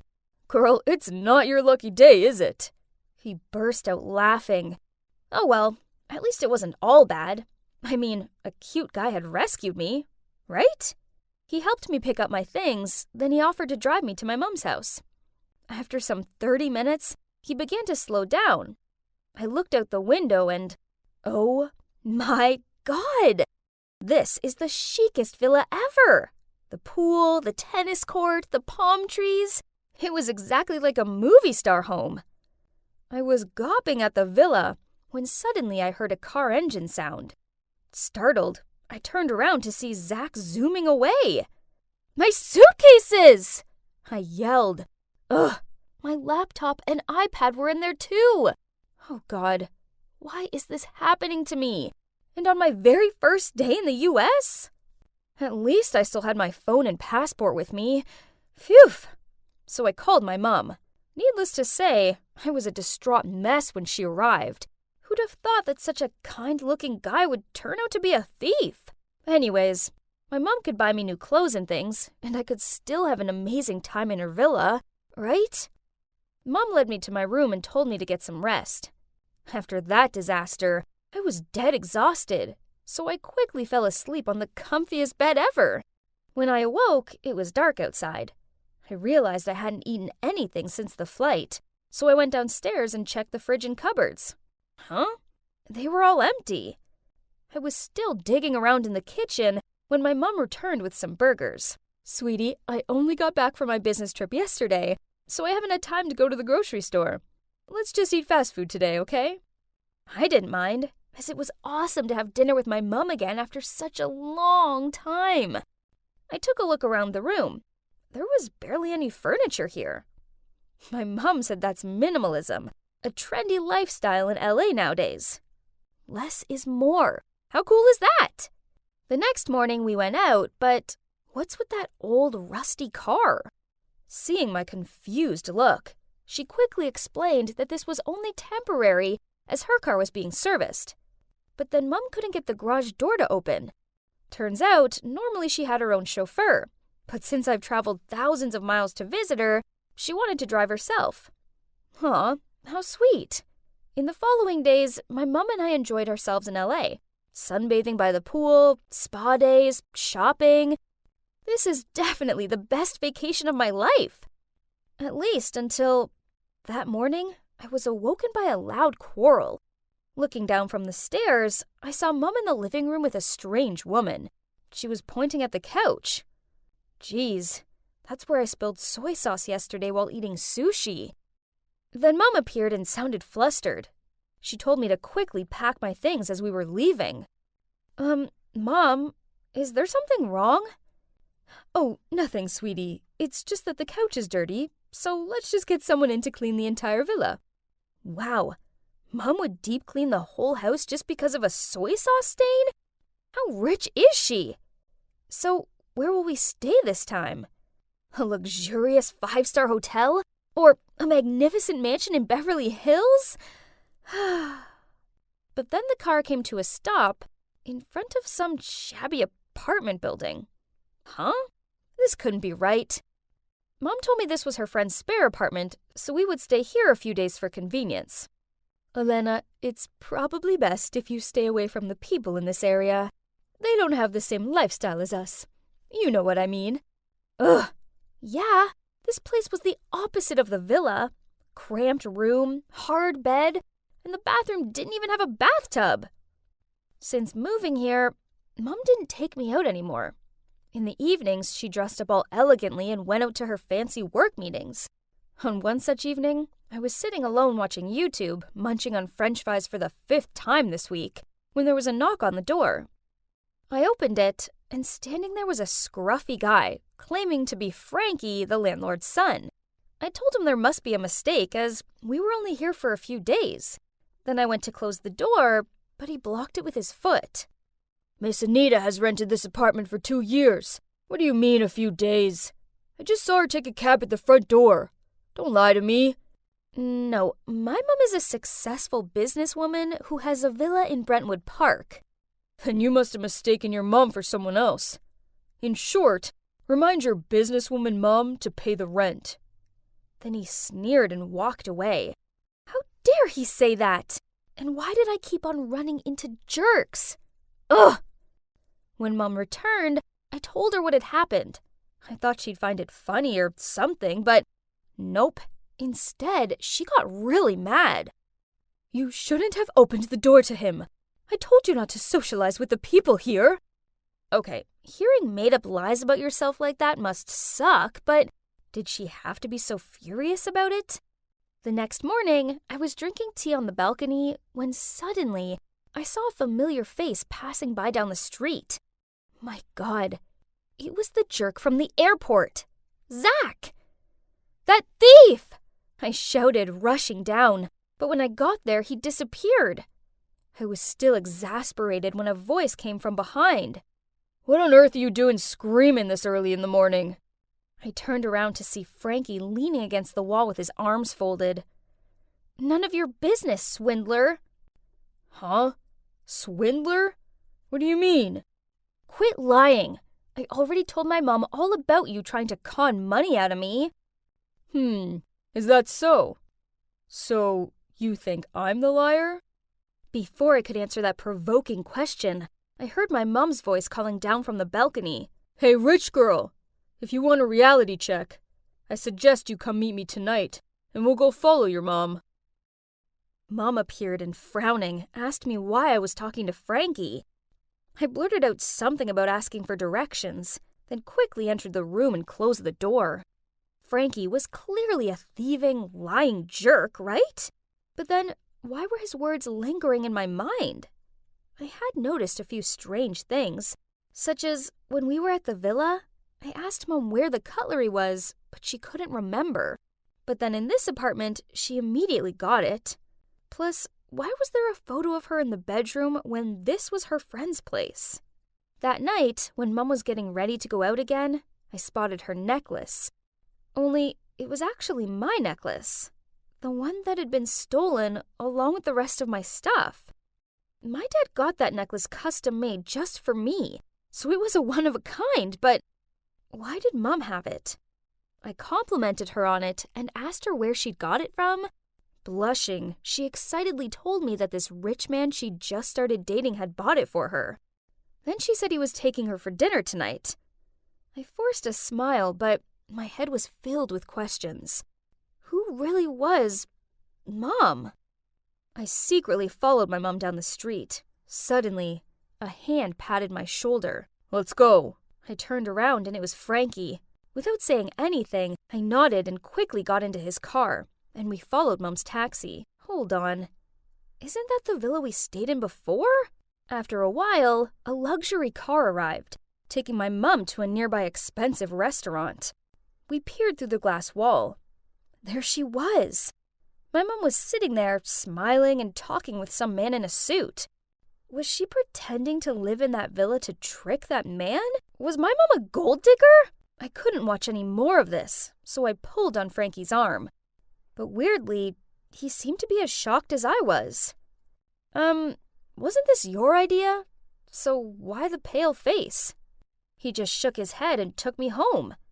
We waited in the apartment for Mom to return, and oh boy, it was tense. Around midnight, we heard the door open, and Mom walked in and looked at us in alarm. She started shooing Frankie out of there, but I interrupted her. Mom, I know everything. You've lived here for 2 years. You're poor, and you scam rich men. Sweetie, it's not like that. Please calm down and I'll explain everything to you. So, it turns out, after divorcing my dad, she was determined to go back to the US and succeed at business. But she failed, and she was so embarrassed she lied to me and Dad. Then when she heard that I was coming to visit, she spent the little savings she had on renting a swanky villa for me. But when I accidentally spilled soy sauce on that expensive couch, she couldn't afford to fix it, so we were kicked out. As for the man I was with tonight, I ran into him while walking outside the villa. He's rich and nice. He likes me and I like him too. But what about that necklace? Mom, it's actually mine. It was in my stolen suitcase. My mom gave me a confused look, but before she could say anything, Frankie blurted out, "That man's a fraud." Mom and I gaped at Frankie as he turned to me and said, "I'm sorry, but I think you guys need to know the truth." Then Frankie told us how that man was none other than Zach's dad.